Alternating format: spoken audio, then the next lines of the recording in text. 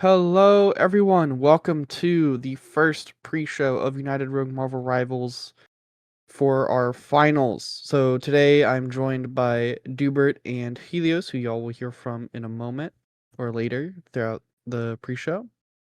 And we're going to talk about just kind of how our season went, both in terms of United Rogue Marvel Rivals and Marvel Rivals as a game, and how the characters released, meta changes, all that kind of stuff. Talk about some of the maps that we've seen, and then round it off with some talk about the finals game itself, finals match itself.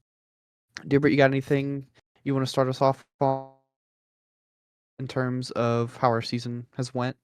I personally, I am a player in the league. I think this season went well for most people. I do believe the two best teams are now in the finals through strength. Poor being 6-1, only losing to us, Jersey in week 1, and SDA being 5-2, and them being 3-0 since Party Chat joined the team. Oh yeah, both these teams are amazing rosters, and I'm sure we'll have plenty to talk about later in our pre-show. But both of them are on winning streaks. Like you said, SDA's 3-0 since they signed Party Chat in week 4, and Portland is 5-0. And if you include playoffs for both these teams, add one win to that since week 2 of regular season. They haven't lost since, despite even making some roster changes throughout the season. Um, and yeah, I think I'd have to agree. The season went well for most teams. Some teams got a little unlucky here. I know Nev is the first one that I can think of. They have some really good players. Prio is an incredible player, and just unfortunately, they couldn't make playoffs, but it was so close, which was nice to see. Um, but talking about characters or maybe even maps, whatever you want to start with, what is your number one character or map that's kind of defined the season or has been really important for Marvel Rivals to release? I don't think I have a certain map. All the maps are a little weird to me in most parts, unless it's Yggdrasil. Um, but Emma Frost being in the meta nowadays is a little scary. I know season 0 we didn't have Emma Frost, but now in this new season for URMR we have Emma Frost and Human Torch being up there. Getting a patch soon, but now he's still unpatched and he's one of the best DPS in the game, in my opinion. Like I said, Emma Frost nowadays, like she hasn't been played and picked ban since week 1, Yeah, she was. since release She's just a in scary both character. Marvel Rivals comp and our and our league here. Um, both those characters actually, Emma Frost and Human Torch. But yeah, for maps in terms of being released, I don't think there's any that were super important or super impactful.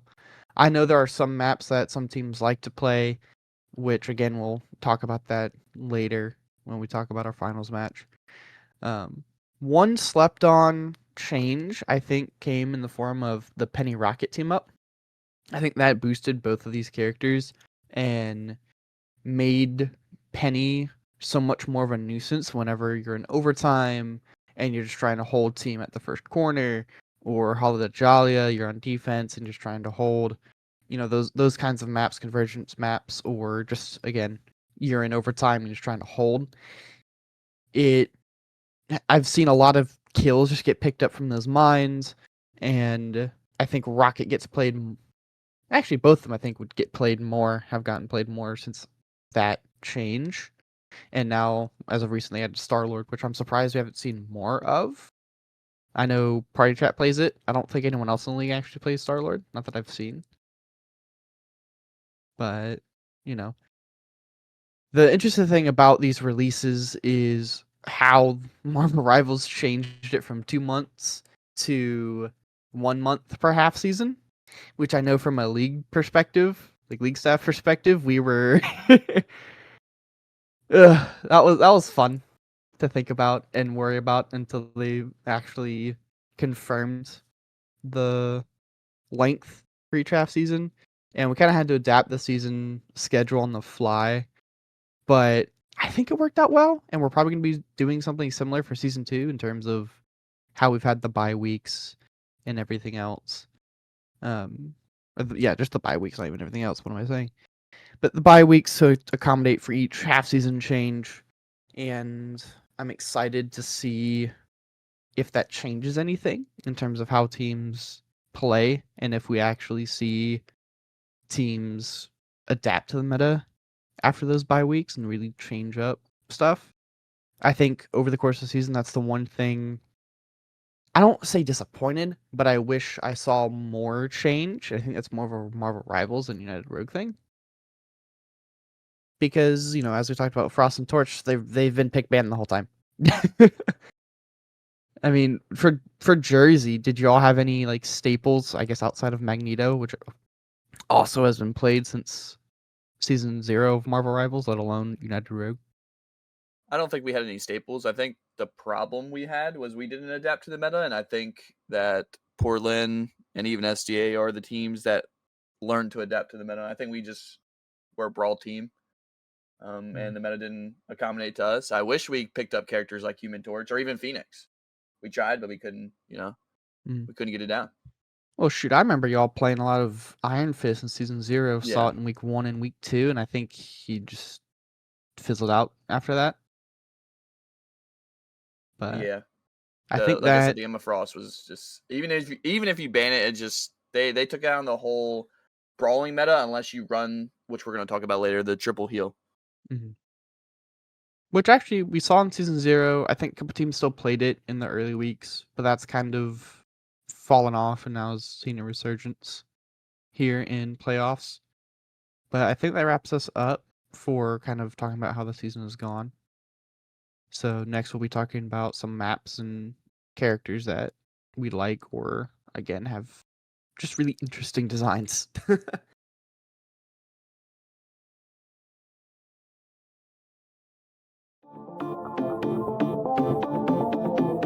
Maps are all of the maps that are in the pool right now.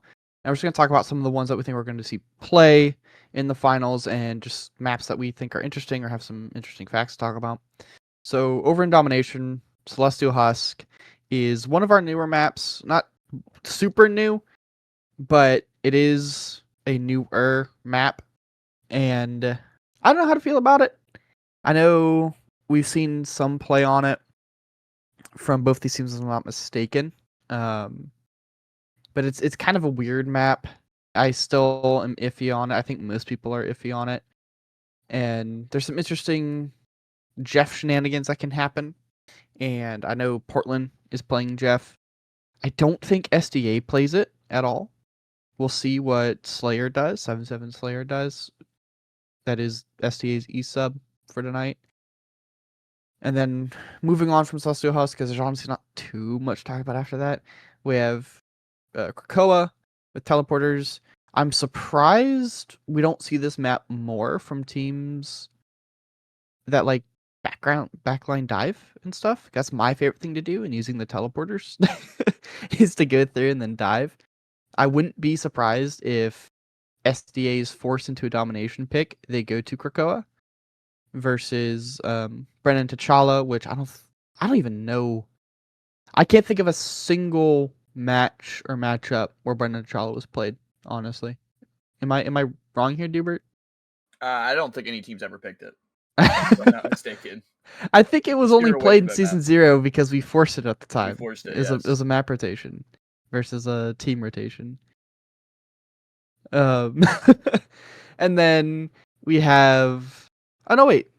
Hang on, am I wrong? Am I crazy? We have the map rotation. Yeah, it's the only time that it gets played. Was week 1, week 5 is Yes. when we force it. That's right.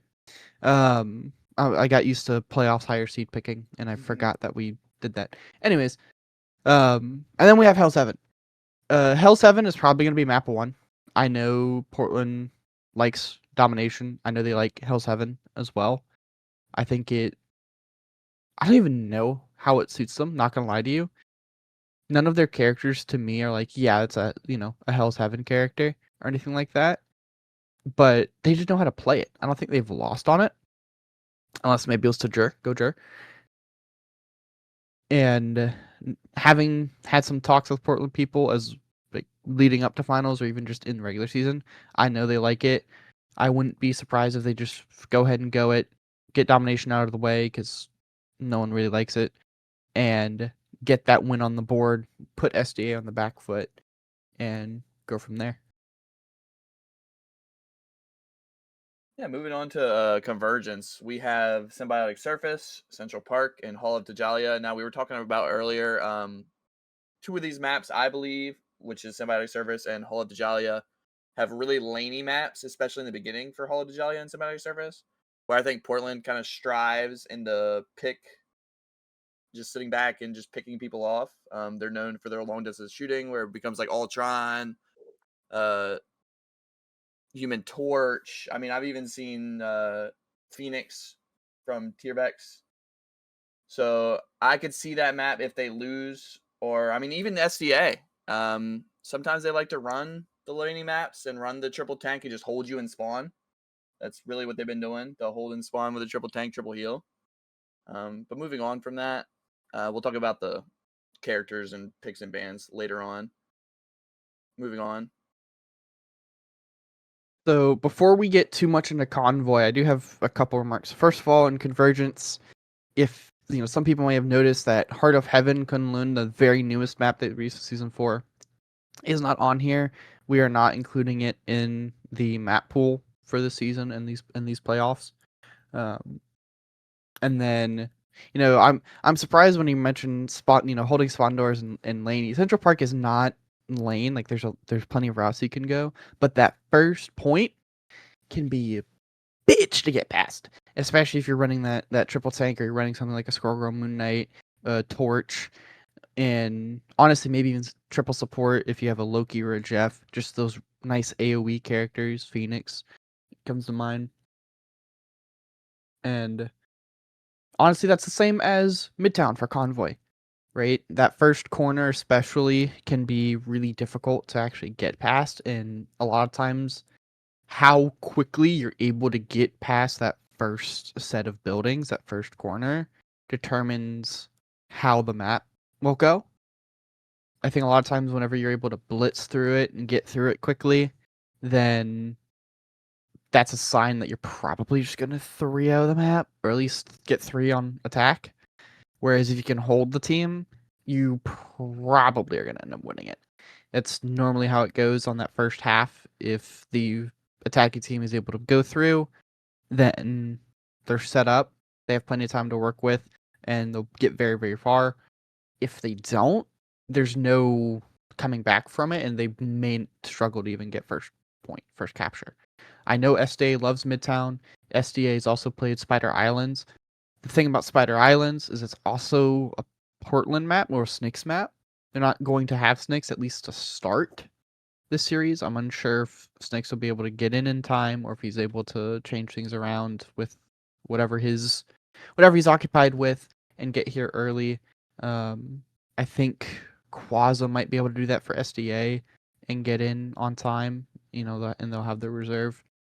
But either way, super interesting about both these maps, Midtown and Spider Islands, is that they're also great Moon Knight maps. I mean, both Eternal Night locations are great Moon Knight maps, but I don't think either of these teams are really going to play it. And then we have Araco, Industrial Path. Both of these are kind of good for flyers. They have long range, a decent amount of high ground, or in Araco's case, it's just hallways. They're just really tall hallways. And if we see Araco, I don't think we will. We haven't seen Araco a lot. I don't think people actually like playing the map. But if we see Araco, I think that goes to Portland because they are more proficient in the air. At least they have shown it. And we can and will talk about it a bit more once we get into our last section. Is there any map you want to see going into this finals? Any map you want to see? I think I'm just gonna touch on it again, Krakoa. I think a sneaky pick if SDA gets or is forced onto domination. I think that could be good for them. I think that is probably their best domination map. Just knowing the characters they play.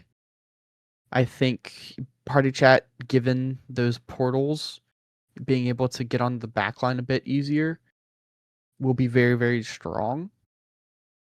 But we'll have to see how it actually plays out and if they even want to play the map at all. Other than that, not really. I mean, we have best of 7. We're at least guaranteed 4 of these maps, one from each section, you know? So we're going to see a lot here. What about you? Do you have any maps that... I'm a sucker for Yggdrasil path. I think it's the Yeah. best fighting map. I think there's a lot of stalling, and I think with SDA on the in the finals, I think it would be fun to watch a stall off pretty much when it comes to defense, because I feel like you can always Mhm. get back before the point is captured. So that's what I'm trying to say. And the Yeah. verticality in the map with the You flyers that Portland has. Yggdrasil path is pretty good at allowing for neutral fights to kind of break out and happen. Lots of long angles for those to take place. And you can't really kite as much. You can, but there's a lot of whites that can It's always happen. better to die on that map, and because it's so Yeah. much faster to just walk back as a team. Oh, absolutely.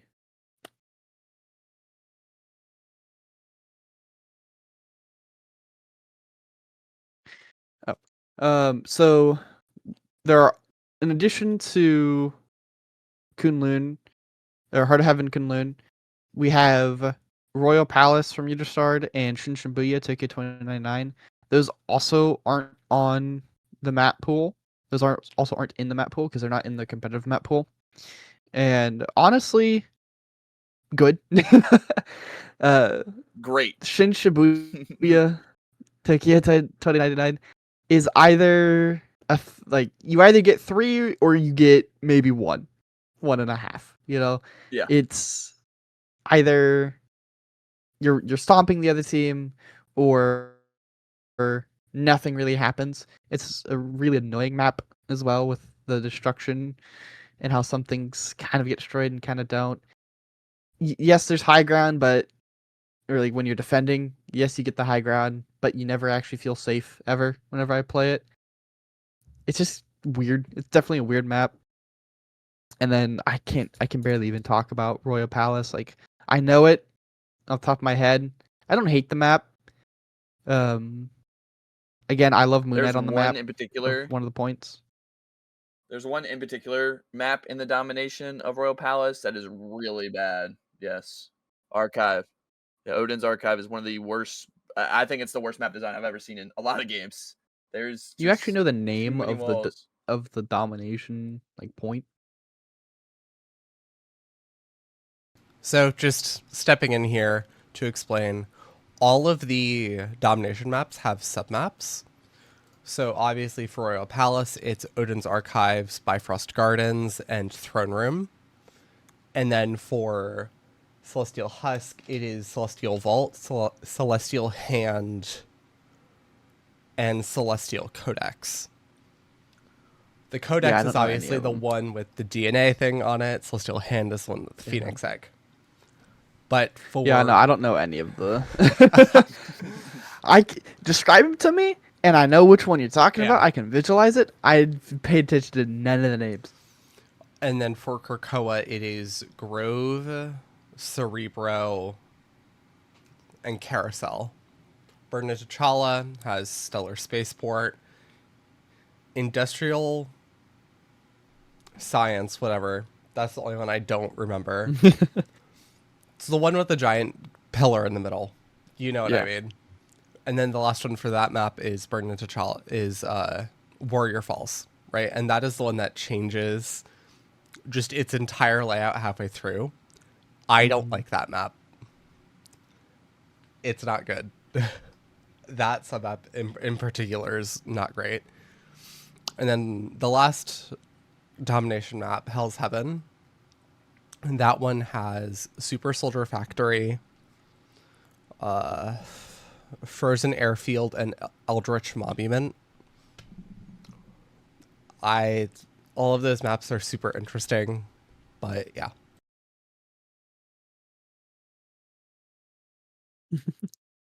I just think y'all are nerds for knowing any of them. Big egg, big sword, whatever. I'm gonna start paying attention to that though. I feel like I need to.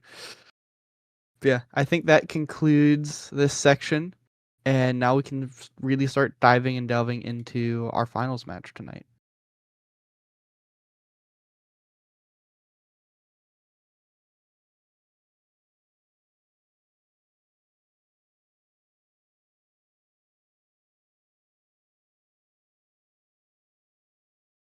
All right, now we're getting into the meat and potatoes of our pre-shows. So now we're joined by Helios. Helios, if you'd like to say hello. Hello, everyone. And we're going to talk about the map pool. I know we kind of talked about it in general in our last section, but now we're going to talk about some of the maps that we think we're going to see and potentially talk about them more in detail.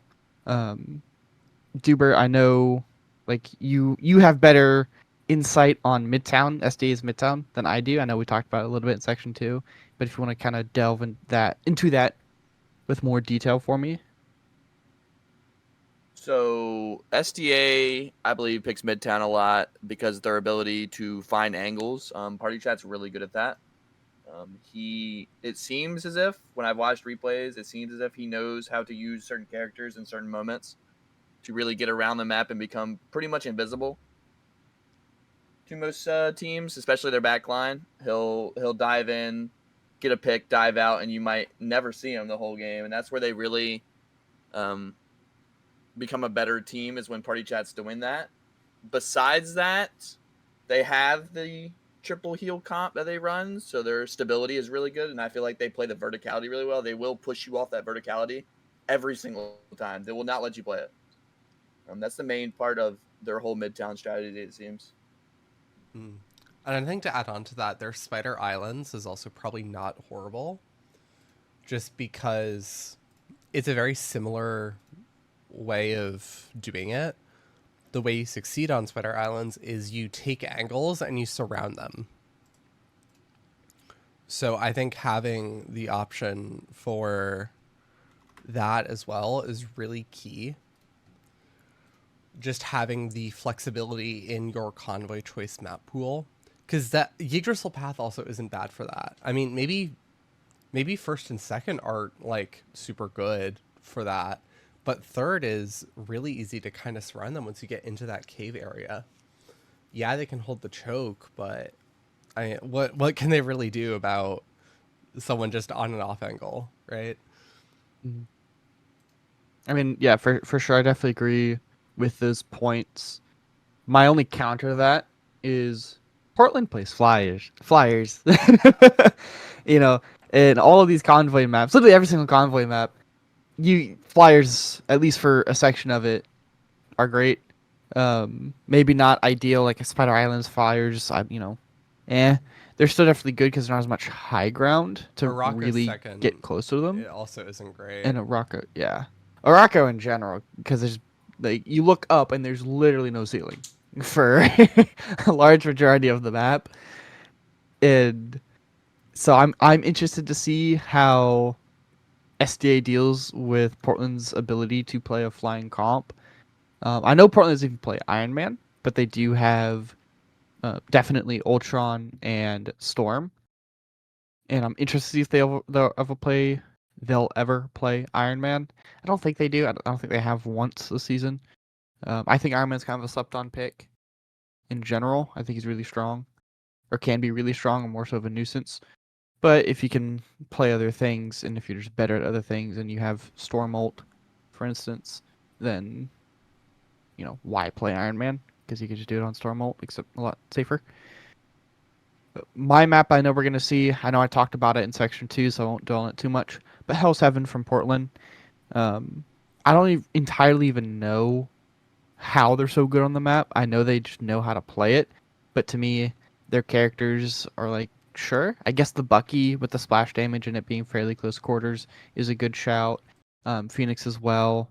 They don't have to deal with any kind of fall off, and they get that AoE buff. But I'm interested to see how it's going to play into SDA's triple tank, triple heal if they run that. I know Portland's going to ban Emma, especially if they play Hell's Heaven. Emma's probably going to be permabanned. May not be first banned. We'll see how that part of the match goes. I'm interested to see. But before we start talking about characters too much, do either of y'all have any more to say about Host Heaven or any other map that you want to bring up? I mean, I and a lot of people know this, but I do think a lot of these maps, besides the convoy maps, are poorly designed. I do think Krakoa could be fun to watch, just because of the playmaking potential of the portals and teleporters. Just being able to bat cap on Cerebro, right, with that portal below point, Mhm. and go up just trying to do that. Yes, they are telegraphed, but why would you go through the choke when you can go through the portal, right? Yeah. And then I also think Celestial Husk is going to be interesting because there's so much high ground on some of them, and then there's like none at all on others. And so you really have to switch the comp for every submap, unless you find a comp that works on every submap, right? Again, nobody really likes Burn into T'Challa, so don't really feel the need to mention it. Yeah. Well, I think that concludes us for talking about maps. And so some possible hero bands. I mean, we talked about in section 1. Torch Emma, or, Tiervex is a great Torch player. And if they want to run, if SDA wants to run triple tank, they're going to want to play Emma. And even without that, if anyone can play either of these characters, it's just worth banning and just getting them out. I think a sleeper pick in this series is going to be Moon Knight. I think Moon Knight's going to be very, very, very, very important, very impactful. If Portland can play it at all. If Portland can play it at all, SDA needs to ban it. Especially because when they were playing triple tank, they even had a thing, which is just a free onk. But Moon Knight loves shieldless heroes. Moon Knight loves triple support. I don't think SDA is going to play Loki, but even with that, Moon Knight likes going into triple support too. Can sometimes struggle to get those final hits on triple support just because if they all focus, he doesn't have the damage to go through it. However, he has some really good burst damage with his Onk, so if Portland's able to utilize that character, utilize Moon Knight, and get those picks, you can really put a hole in that triple support. Because as soon as you kill one of those supports, and then you start bouncing your shots off of the tanks between each other, they're just gonna melt and get deleted. Is there anything important, or what about you two? Like, what do you think? I think that the Human Torch will have to be banned. If they do not ban the Human Torch, and I'm coming from the SDA side, if they do not ban the Human Torch, the Ultron has to be banned. There is no in between of that. You cannot have both of those players on the field at the same time. I don't believe they will ban Invis, so I believe they're going to ban Human Torch only because I know that Roltz is a big Invis person. Mhm. So I think they're going to really go with the Human Torch as the first ban. For the Portland side, I think they have to ban the Star-Lord because of where Star-Lord is at right now.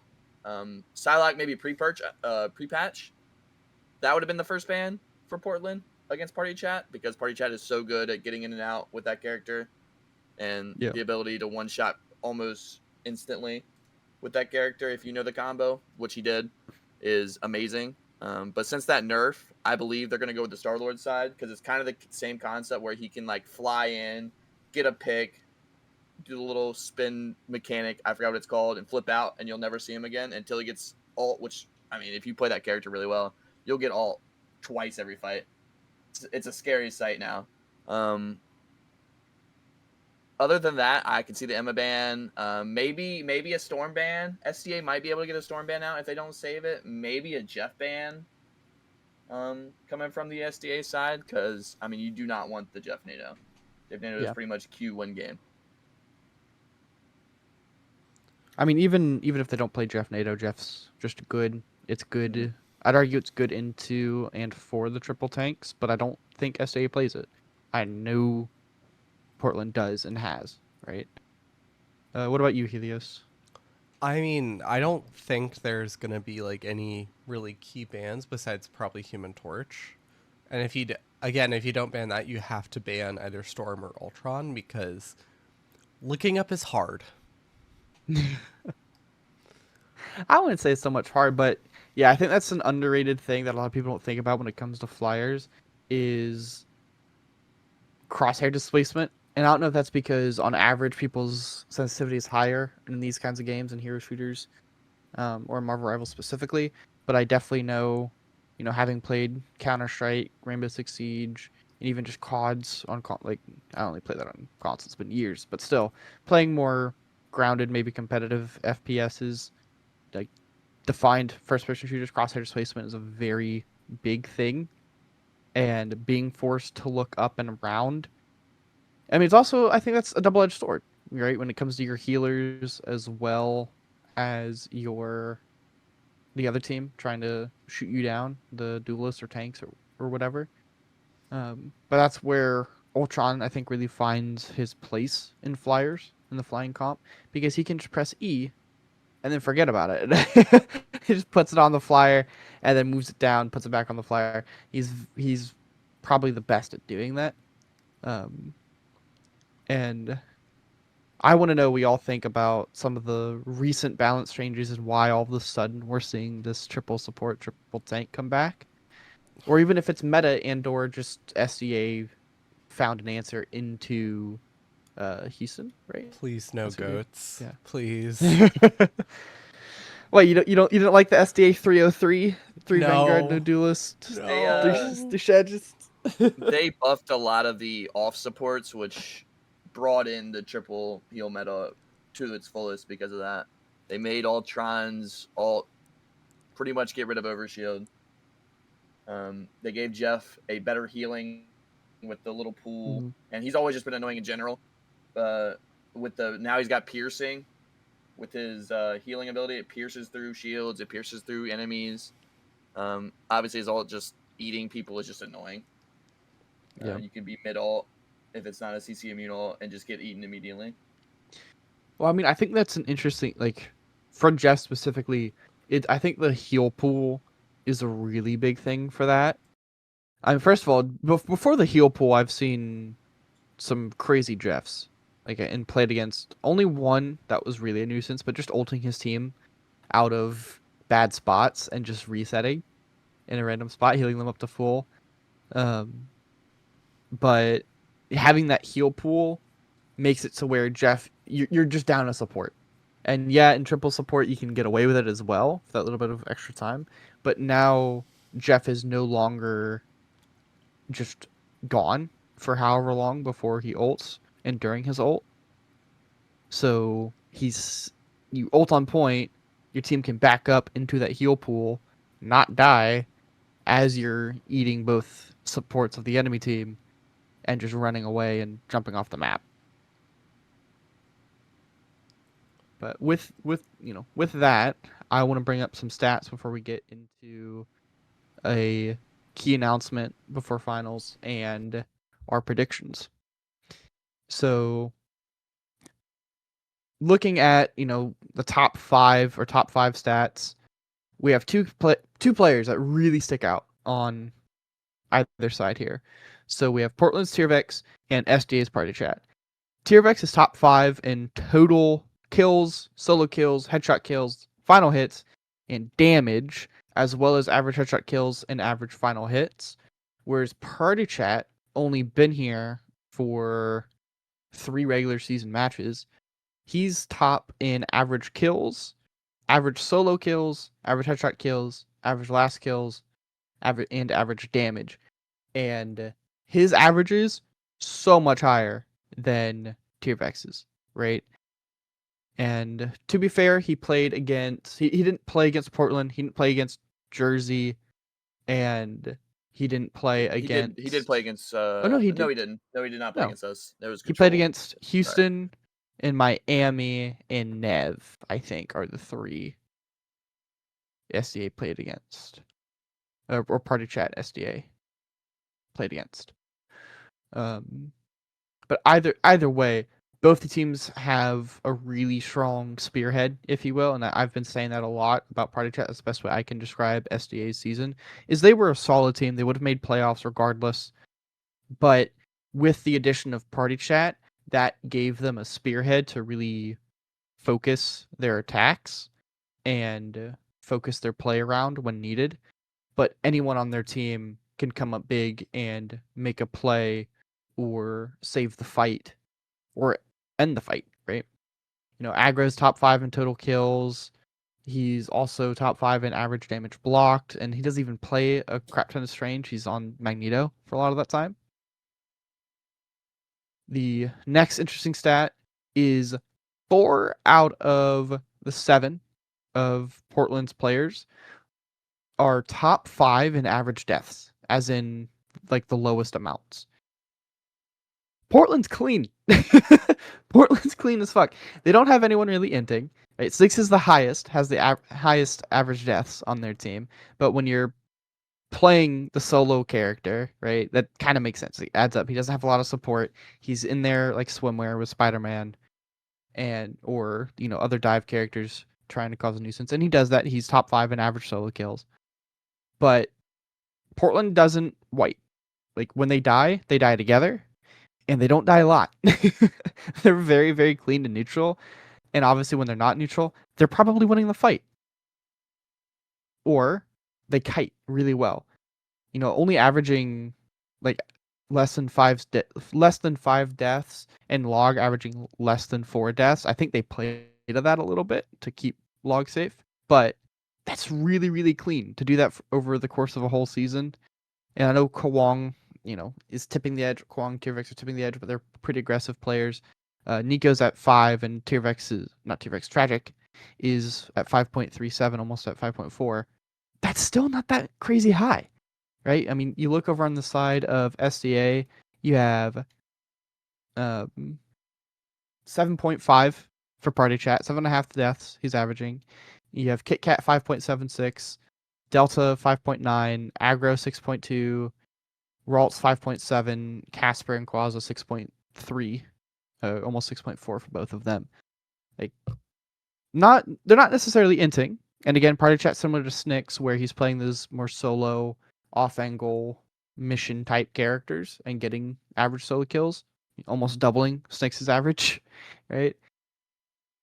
But they're a lot more scrappy, whereas Portland is clean, concise, and crucial. And then when I was looking at these stats, gathering this for finals, one thing that snuck under my radar is, first of all, Casper being top 5 in lowest deaths throughout the season in total. But Casper also being top 5 in average kills. I didn't see that. I didn't notice that, right? And sure, he probably got a decent amount of boost from Party Chat ults or whatever else, but he's there. Right, and he's a plat too. He's the lowest on the team, second lowest in this match, right? Just behind Log and just above Tragic in terms of salary. And he's top 5 in average kills in the league. That's pretty freaking good. He is active. He gets going, right? He is doing damage. He's helping out his team. He really knows how to take space. Yeah. As the tank, which I've seen him on. He really understands how to take space. And he's helping his team. He's constantly there. He's not just ignoring whatever his team is doing. Again, I'm sure he gets plenty of buffs from Party Chat being there. But, his average deaths may be a bit higher. However, yeah. He's not completely inting, but he's active. That's really good. I'm interested to see, like, I'm going to be paying more attention to Casper in this match now and seeing how he plays despite his 20% accuracy that I just saw. I completely slipped that. Sorry, Casper. Sorry to out you like that. But, maybe if he gets that accuracy up, maybe that number goes a lot higher. Either way, that's going to be something that I wasn't really aware of until I gather these stats, and kind of talk about what they like to do. Again, both these teams are great 6-man units. Portland is very, very clean. However, I don't think Portland's going to be able to pick apart the backline of SDA, even without KitKat being present. Ralts is still good. I'm sure their E-sub is going to be fine. They're, again, great 6-man unit. They should be able to take care of each other. If all else fails, they have aggro bubbles from Mag, you know. I mean, what about you? Do any stats for either of you kind of stick out that I didn't really touch on, or if you have a different perspective to touch on? I don't really have anything like stats wise to touch on. Now that you're talking about it, Casper having to go against not Kawong might make a difference in the scenario. I think that Kawong really helps Tragic in the form of being able to move up and move back at the same time. Gives him more space to let Tragic do what he wants, even being the lowest L in their team. Now that Casper doesn't have to face a player like that we know of, he might have more space to pressure Tragic into playing a different game, pretty much. Tragic's always been behind a really, really, really good tank, and he might not be that here. So we'll see how that goes. Yes. My Super interesting point to commentary think about. is going to be more relevant for predictions. So, but we will probably go to our first team Yes. of Roll Stars. So, if anyone is unaware, they're all stars. I was calling them all stars at first, but it's first team. We're only doing 6 players, so I'm gonna go through those real quick. First of all, congratulations to these 6 players. The first team, or like there's in every single role, there's one player who I'll go through for each of them that really stuck out, and then second place was always pretty close or contested. But we have our 6. So starting with the outliers in every role, we have Kawong, or Portland's Kawong. We have Nev, Priotix, and SDA KitKat. Both those players had 30 plus points for the voting totals. And then for second, it was always super close. So Vanguard, 13, 14, 17, with Catone coming out on top, Jersey Catone coming out on top. For Duelist, we had 12, 13, and then 22, so it's not super close. But, third place is contention, with Tiervex coming out on top, Portland's Tiervex. And then for Strategist, 19 and 21, with SJ Ralts coming out on top there. I think, unsurprising, we have SDA and Portland players here. I think 2 of them on each side is nuts. I think SDA's backline in its entirety, both SDA supports, making it just goes to show how insane their supports really are, and are kind of the backbone of the team. And it's going to be interesting to see what they do without KitKat. Same way it's going to be interesting to see what Portland does without Kawong.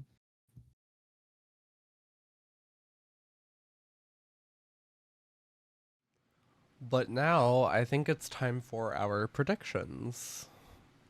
Does anyone want to go first? I can start first. Okay. I've got Portland 4-2.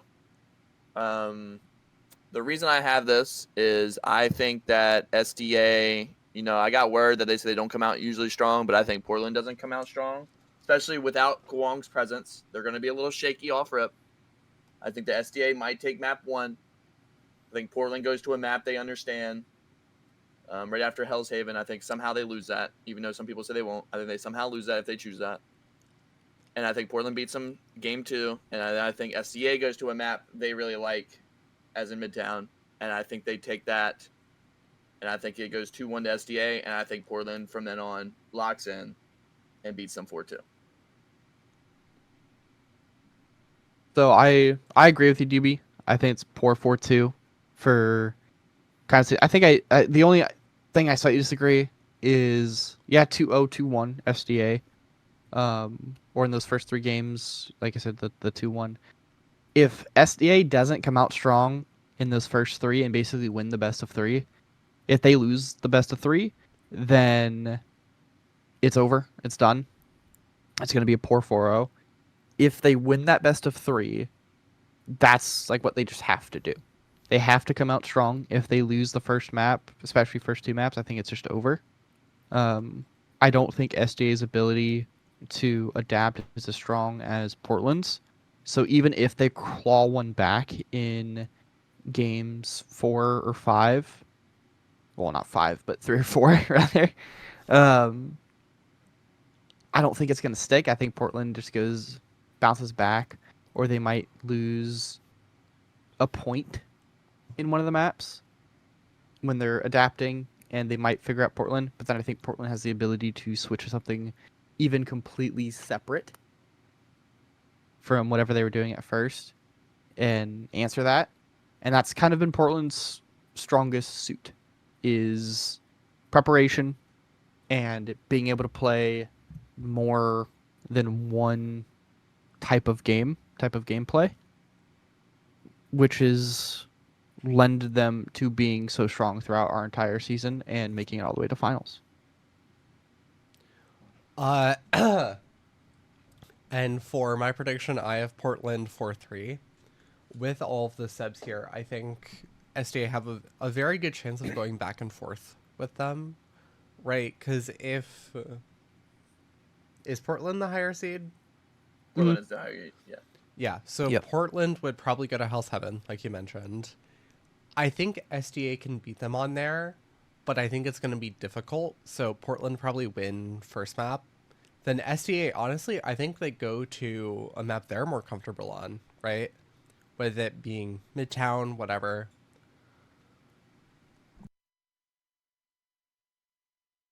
Sorry. But Very good.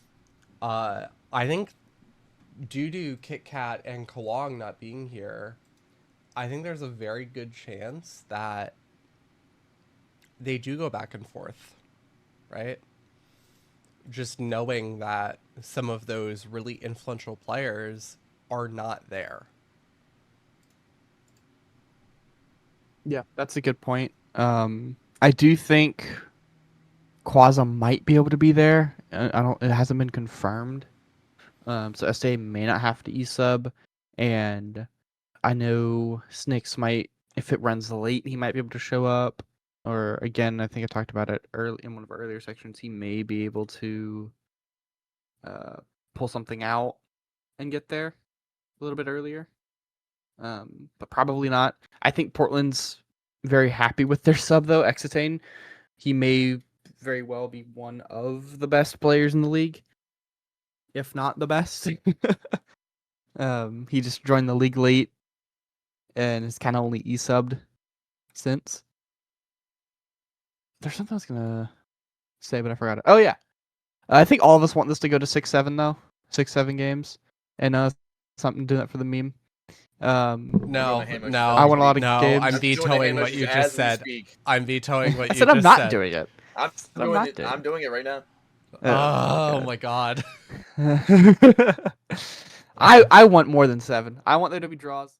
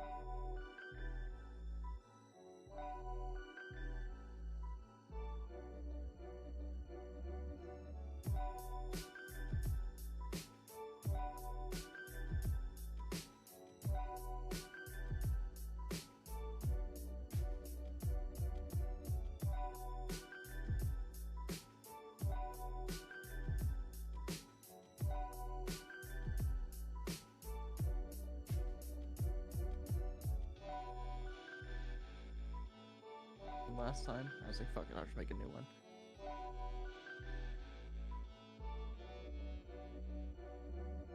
Testing, testing, testing. Alright, what's going on? Good evening, United Rogue Marvel Rivals enjoyers. We apologize for a little bit of an audio kerfuffle there at the beginning. We got something very special for you tonight. I'm joined here by my co-caster and lovable anime girl Kitsune. Kitsune, hello. Don't forget schizophrenic. There Don't we forget go. Also schizophrenic next schizophrenic. time. And Yeah, there. and Creeped here in the booth with us broadcasting. Hello, Creep. Thank you, Creep. But with that, let's find out more. What do we have tonight? What's in store? What's on the menu? So obviously we are here to watch Portland Journey versus San Diego Armada.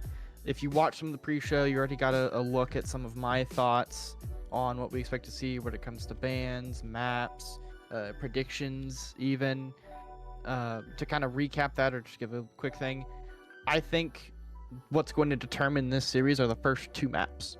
If SDA is able to kind of shock Portland and take what I'm assuming is going to be Hell's Heaven from them in their map 1 pick, and then carry that momentum onto map 2, that is very critical, and that's what they're going to need to pretty much rely on in order to take the series, because Portland all season has been very good at adapting mid-series and preparing. All of their players are flex players. They have no one trick, they have no one role even player, and they will figure something out. Whereas I know SDA can adapt. They did that in their last match versus Houston to bring out the GOATS comp, the Marvel Rivals GOATS comp 303. But it's just different levels to it, you know? This is what Portland is kind of known for. It's what they do. So SDA needs to come out. They need to come out strong. They need to come out quick. They need to take it to Portland. Maybe do something different than they wouldn't expect. They need to make sure their bans are good. They can't whiff a ban and let something through that Portland's going to identify and utilize to shut them down. And then, you know, we'll see. We'll go from there. Do you have any predictions yourself, Arunos, as we wait for everyone to join in? Holy shit! Okay, sorry. Before you get into that, Kawong is here. Kawong is in the fucking lobby. So we're gonna have 6v6, no E-subs. This shit just got so much more exciting. Kawong is fucking here. Oh my lord. Good luck, SDA. So I was going to say, and I don't know if is my audio better? Can people hear me? Can people hear that? No, yes, no. Yes. Yeah, I don't know if chat's able to hear me or not. Is chat able to hear me? Well, I'll kick off my predictions no matter what. So, originally my predictions were that Kowong will not find himself a new CPU and is going to get unceremoniously, yeeted somewhere into the 13th circle.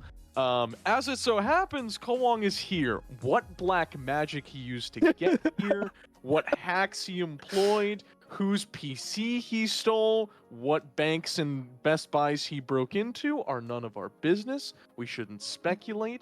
However,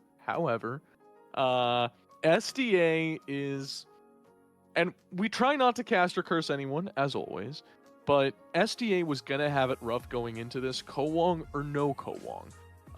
I talked to Tiervex at length a few nights ago, when I was watching back the VOD, and Portland's attitude, real just approach towards, competing overall, really spearheaded by Tiervex, is preparation. If there's a strategy to find it. If there's a player that needs to be coached, coach them. But it is, Tiervex is not a fan of flying blind into a match, and certainly not into finals. Having Kowong here, though, changes things rather significantly, right? we I weren't want, expecting this. I don't think anybody yeah. was expecting this. That this is one of those, you know, WWE style. It was me, Austin. It was me all along. I saw Austin. Kowong join the lobby. I just heard the glass shatter and Stone Cold Steve Austin get out of that limousine with a goddamn cane and start it's going just- to town. I But mean, it's if this was happening on LAN, I can assure you people would be losing their ever-loving shit right now. But you know, I don't know why I sound like a YouTuber Oxford. I don't know who that is, but as it stands, Kowong is here, and I can promise you, I'm betting my bottom dollar that SDA is not happy to see him. If you guys haven't seen it yet, make sure to check out. Kit has just gone ahead and dropped the official announcement for All Stars. There's one team, and if you go and take a look at it, you might recognize a familiar name in that Vanguard spot for San Diego. I'm not entirely Portland. sure if that I don't know if SCA's is going to be. So this is the most important thing. So like obviously talking about preparation, who know like I don't know how much prep they've done. Either team has done for Kowong being here because his CPU was fried, right? Like, what is anyone supposed to do about that? Must have paid for overnight shipping, gotten a new CPU, booted that shit right in there, and was ready to go. And sorry, double checking something. But the most important thing is that this is now 6v6. However, SDA is using their reserve, whereas Portland is not. This is the main roster for Portland, which we haven't seen since regular season. It's been a few weeks, and SDA is missing one of their first team players in Kit Kat, who I covered in the pre-show was as unanimous as it could have been. She had the most points of anyone to get in the first team votes. She was the first one, like, yep, done. Every role had one of those players, but even she led those players by a couple points. And Kowong just came back, who a lot of people would argue is one of the best Vanguards in the league. I mean, he was the lead for Vanguard first team vote points for a reason. But he's been out of commission for 2 weeks, almost 3. And now he's all of a sudden back.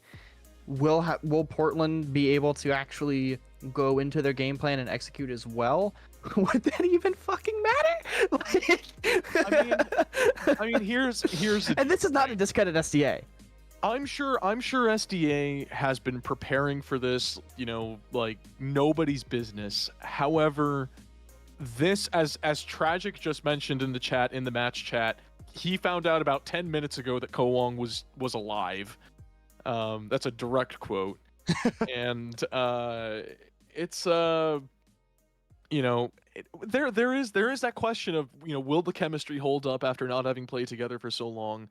Will this do more harm than good? However, SDA's down a man and Portland's up a man, and that's not on paper. It doesn't look too hot for SDA.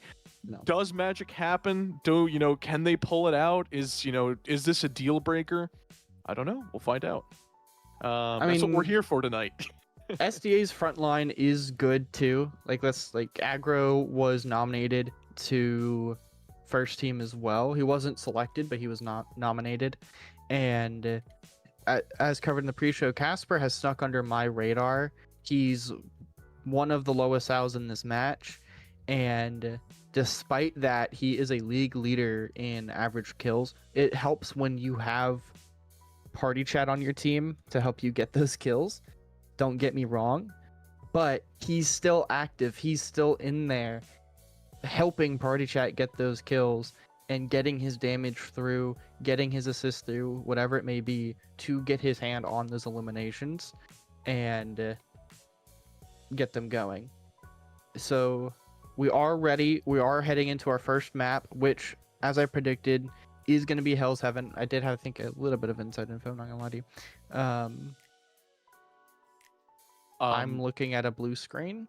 It takes a second to load. Maybe Just wanna say, for those May of you take who a haven't second. done so yet, do remember to that's it. gamble. It is finals. We support Yes. gambling here at United Rogue, only with channel points. Twitch. I know. Twitch. Yes. Twitch, Gamble with channel Twitch, points. and Gambling Twitch. with channel points. Get it in Yes. there. Get your predictions in. Who's gonna take it? We don't actually support gambling outside of channel points. Please don't gamble. Gambling is not good. Unless it's Counter-Strike.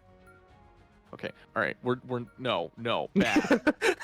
All right. What's wrong with a little? One sold me. what's- Yeah. Anyways, Tables are hot. Tables are hot. tables are hot. Tables are hot. Gold. Gold and free, back to back. 1 in 16,000. Okay, so this is interesting. This is I thought Emma was going to be first banned from Portland, not the Star-Lord. Doobie disagreed with me. Doobie thought the Star-Lord might have gotten it first, so it was a good shout from Doobert. Torch obviously there. I'm not surprised by the Storm neither. They may try and do the Jeff NATO team up on the side of Portland. They have probably the best Storm player in the league as well, in Star Nico, who's, by the way, Tiervex. I remember talking to Tiervex about it ages ago whenever they first signed him. He plays on controller max sensitivity. Yeah, which is borderline psychopathy, but yeah, by all means. Absolutely. Also, Belongs to the game, ban Hulk. quick thing for those of you who are not aware, and this will be the first and last time I mention it. But if you haven't seen Generally Means announcement in the server, there will be 3 giveaways, one of which has already happened during this stream. One has happened at the beginning, we'll have one at the middle, and one at the very end. You will be able to pick a skin of your choice that is currently available in the league. The way it works, it has to be currently available, like you said. The way the Twitch giveaway works is you have to send a message in chat, I believe, like 10 minutes before the command's sent, and we have 2 more coming up, 2 more giveaways. So be active in chat, because I may not announce it 10 minutes beforehand. It probably won't announce it 10 minutes beforehand. I may just shoot off the hip for one of them, you know? You don't need to do a giveaway command or anything like that. You just got to send a message within 10 minutes of me sending the command or another moderator sending the command. And that I makes don't believe you can win the eligible. giveaway twice. No, sorry. I hope if that happens, I'm re-rolling it. So, you know. But here we go. Wait, Here we Moon go. Knight for SDA? Oh shit! Okay. Calm down, bud. Calm down. Huh? Put it in reverse. I'm surprised about that. I would not have guessed that. But I guess first of all, before we start going into this, let's kind of recap the bans. So San Diego, Torch, obviously you're into Tiervex. Picking Emma makes sense when Portland didn't ban it first. Kawong arrived, ban Hulk. Picking Luna, protecting their supports. And then banned Mantis because they know Portland will play the triple support and utilize the Mantis in that role. Whereas Portland banned the Star-Lord, protected the Storm, banned Ralts' Invisible Woman, which is really interesting. I wonder how he's going to perform off of his main pick. Then protected the Venom and banned Punisher last. But with that, I'm really shocked, and I will be judging this Moon Knight gameplay by a lot. I don't like it. I don't like the opening. I thought this was on the side of Portland at first, but we'll see how it goes. It's not a terrible spot for this character on this map, as San Diego does control the low ground of point, but Portland does get the high ground here. Star Nico almost goes down. I need to back up my camera. No picks As coming we're out now of yet, in though. Neutral. Yep, very strong neutral. Star Nico does go down, though. Kawong gets grabbed, and Party Chat kills him. But SA does lose Quazo's Luna, and that's going to be first fight for Portland as they force some deaths to reset. Yeah, San Diego looking fairly dominant there. I mean, it was a great grab by Delta onto Kawong, and that just kind of death sentenced him. As Party Chat gets a good hook onto Nico, and that will be Great pick. a death. Huge pick. These- Another pick comes out from Party Chat. they're Party getting Chat. Party Chat, Winter Soldier coming out of nowhere. Didn't know he played this character. a man of many talents. However, Casper, oh, no. one-shotting Steiner with a combo. Oh, no. I mean, But Portland they just trade keeps tanks. Suffering. Oh, WT Rex ult. Oh no. It was so close. If he gets that, he can absolutely pop off. But Portland just not able to really play 5v5 right now. They, like, outside of the first ult, or first neutral fight, they really have not been able to play as a 6-man unit, which is very, very uncharacteristic of them. Never would have put money on that happening. As Kawhi looks to be a nuisance on the back line. Goes in. It's a new day. Yeah, absolutely. As SDA lose Casper. And here come ultimates. Star Nico just got his ult. He does use it. Probably not needed in hindsight. Does get a double kill. But S is on 94%. If Portland lose a single fight, unless they lose it slow and get to teleport or get to touch, that's gonna be it for this first point. San Diego currently has ult advantage, but not for long. T-Rex gets a hook onto aggro. They don't get to finish the kill though. As once again we see an exchange of ultimates. Aggro misses with the Magneto ult. Kawong gets one. Finding the pick on a Ralts. Party Chat low. Party Chat goes down. Tragic ult comes in. Again. Clean up. Portland, clean up. One more? One more for the road? No, no more resets. Yeah. But a double. But still, they got a long way to go in this first point. They're just now at 50%. And, you know, they got Moon Knight on the other side. He's going to have ult every fight. Or he should have ult every fight. Especially when Kawong's not playing it like a free onk. He's being a lot more aggressive, but in neutrals like this, where Kawong's standing in front, that's just a free onk for Casper. And should be free ult charge. One thing that's really going to determine these neutrals as well are these Winter Soldier hooks and who can get them. But now we see SDA getting high ground, taking a page out of Portland's book. Kawong ulting the SDA backline. By Kawong. He's getting melted though. Oh yeah. Oh, he's going to go down. Just getting CC'd. No, huge overextend there by Kawong. Yeah. I mean, Party Chat ult, looking like T-Rex. And misses that. Star Nico with his own ultimate does get one. And now we're at 95 each. Star Nico looking for another kill on Quaza. Isn't able to get it and goes down himself. As T-Rex now goes down. Kawong needs to stall for as long as possible. Die on point, Kawong. He's gonna die immediately. That's fine because they should log ults. Will Tragic be able to get the portal in time? They're gonna be a man down. They're gonna be a man down. But they do touch. They do touch. There it is. With ult. Fucking dagger ult. But San Diego now has two ults. Holy burst! Quaza goes down without ulting. And now T-Rex ult comes out. Looking for the resets. Again. I mean, and again. Good rock coming out, but T-Rex is going to clean up that point, and Portland, in absolutely emphatic fashion, are going to retake that. Wait. Oh my god. T-Rex holy burst. Rolls Quaza on the entry and just gets folded up. Portland with a huge take. What a comeback. What an absolute fantastic play. No, it shouldn't. I believe we're on the right. overlay. I don't think it blocks progression. Progression bar. Yeah, you're crazy. Is it? That might have been a couple. That might have been a minute ago. There's no timestamp on the Twitch. Oh. 30 seconds before you attack. I've seen enough. Up, Tragic Sal. That's it. It's all over. Your idealism refreshes a battered old soul.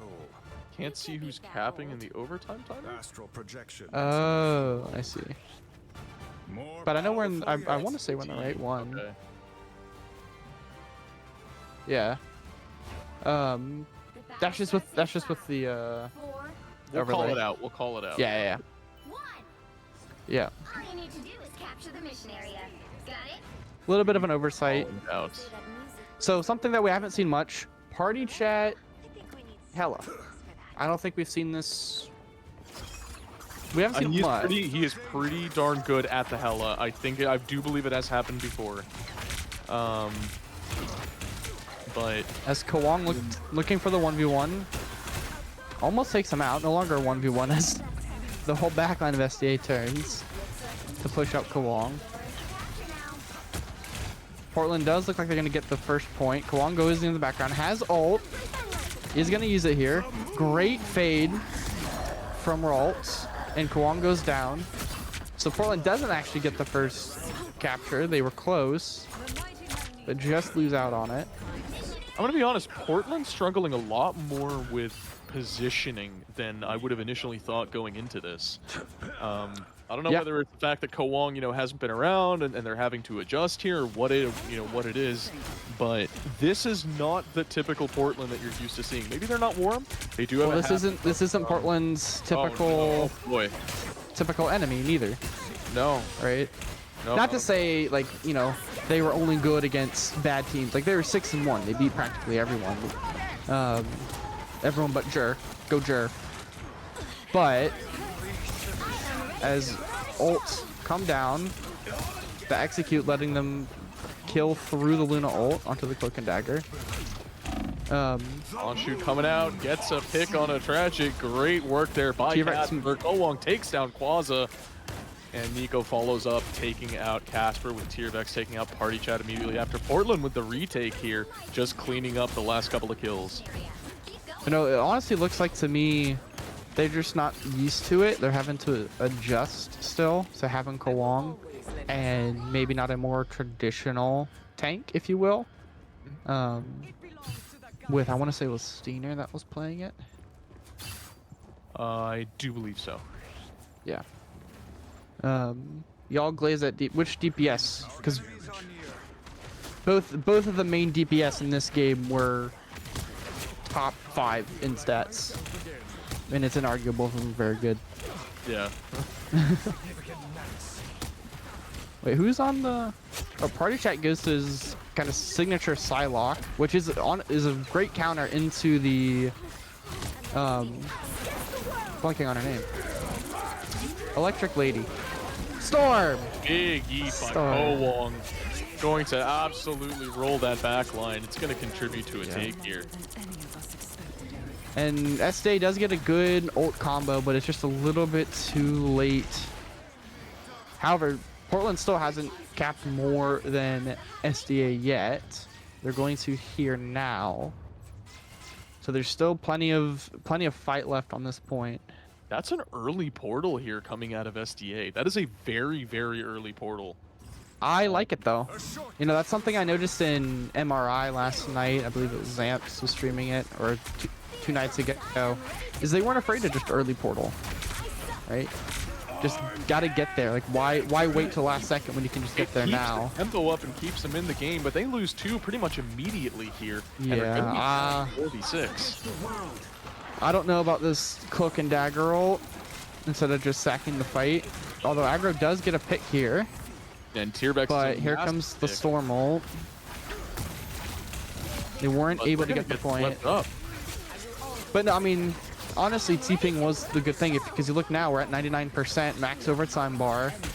If they didn't teleport then, and this fight goes the same, they would not have time to teleport now.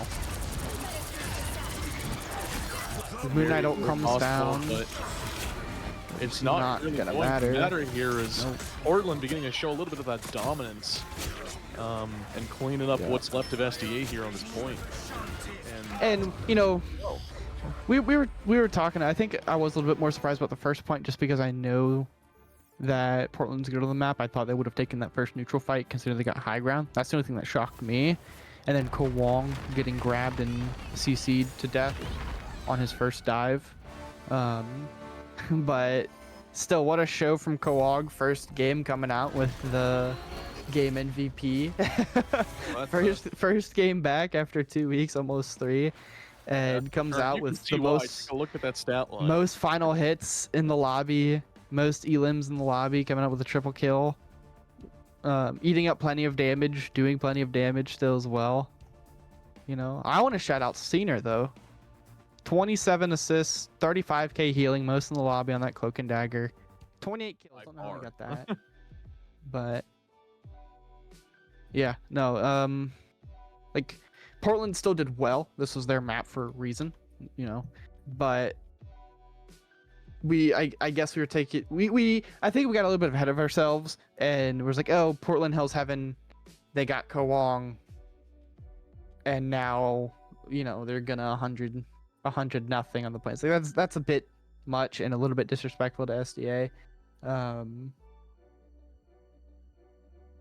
So we'll see how these things go. This is the first time Poor won a first game of a series. That's not true. Do you mean in playoffs? Did they lose it to playoffs? I believe Hugh. So. Yeah, they might have lost to Hugh last week. I can double check that actually if you want to take over for a second here. Sure. Yeah. Absolutely. I mean, it is true. Ko Wong is the LeBron James of URMR. You heard it here. Yep. He's got that Chinese money. It's fantastic.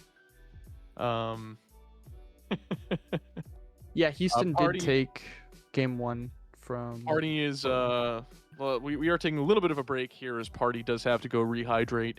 He was drained physically, hydrationally after that first game. For those who are just joining us, we are 1-0 in the series in the favor of the Portland Journey. This being a playoff final match is going to be a best of 7, first of 4 in maps. They lost the first map to Houston. Very true. Yep. Very true. They went to Spider Islands. Misogyny. Oh, what? That's not great. How did you get? Okay, never mind. Huh. I don't want to know. Oh well, there you go. Hot Zamps, come on, respect women. Come on, Zamps. Come on, man. SMH. But yeah, so next map, I believe everyone is ready. Just waiting on secondary confirmation from SDA. And we will be heading to Midtown. So we kind of talked about this in the pre-show. So right now, me and Doobie kind of got the series, the first 2 maps. We got them on lock, Hell's Heaven into Midtown. And this is I think this is gonna turn a series. If Portland takes Midtown, that's it. We're gonna get a 4-0. I don't think SDA is gonna take a map off of. They might take a point, or they might push it to OT or something. But I don't think they take a whole map from Portland if they don't take Midtown. If they take Midtown and carry that momentum, use that momentum, or figure something out quickly, then it's going to be difficult. Why are we glazing Poor? Because they're really, really good team, and SDA, yes. Because currently they have the best performance here in this finals match for the very first season. So as far as any team goes, currently they have the best performance of any team in the history of this league. SDA, this is kind of one of SDA's maps, and I think you probably missed out on a bit of a pre-show. Portland prepares and they figure people out. So unless SDA can change something and come out quickly, Portland just kind of has that on lock. And Portland's just going to drown out the series, as they've been doing it all season. All season, that's what they've done. Very true. Just want to say, make sure to gamble. Gambling is on for game 2. Gamble those channel points. Yes. No other kind of Gamble, Or any gamble. other kind of gambling. No matter what Kit might say. What do you But mean? there we go. What's We're wrong with other seeing. kind of gambling? We're seeing. I went gambling last week. Okay. I went to a all right. casino. I lost 20 No, bucks. no, hey, bad. I lost 20 bucks. Yep, not in, illegal in some states, but not in Wisconsin. Bad, Kit, bad. Okay, all right. Jur mentioned, by the way, we'll just get out of the way now. Jur mentioned for those who are, yeah, there you go.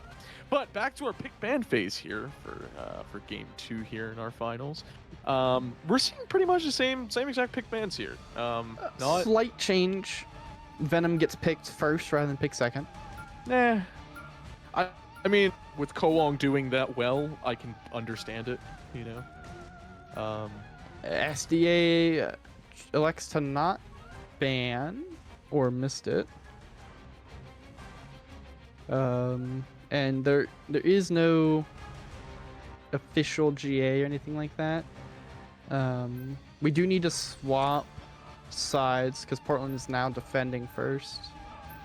On overlay. Yeah. There you go. Fix who you are. Yeah, Don't worry. there's no official like GAs or anything. If Portland wants to hear out SDA, they can, but otherwise, there's no sanction. There's no official anything saying they need to. Is there the possibility that it was on purpose? You never know. I mean, I don't know about on purpose. It's rather, happened before. I don't know if it's rather on purpose as much as it is they don't really know what to ban, but potentially missing out on that Storm ban is going to be crucial because they could have banned Storm right there, and Portland would not have been able to protect it. No. But We shall see. here we go. We are. What's our final? Do they GA something? I mean, do they Probably unofficially not. GA something? All is fair in love and war, and this is even more important. There you go. I mean, Portland just repeats their. It's the exact same pick bands except Flip, Storm, and Venom. Why we know ban Storm. Some questions, Dubert, we may never know the answers to. Maybe Portland, sorry, San Diego, we're feeling just that confident, Maybe, just maybe. Win trading in finals. No, that's not going to happen. I'm pretty sure literally the entirety of LO is present. Yeah, I think so. I can Most tell you of right them. now, you'll never see a faster decision by LO in the history of this league or pretty much any league ever. Yeah. We'll convene like the literal Avengers. I mean, not to mention the commissioner's casting. There's no every single person currently on stream that, including Creep, is a member of LO. Yeah. The moderators in chat, I want to see the ones doing the predictions. Who started the prediction? I can't see. Yes, the deputy commissioner is here.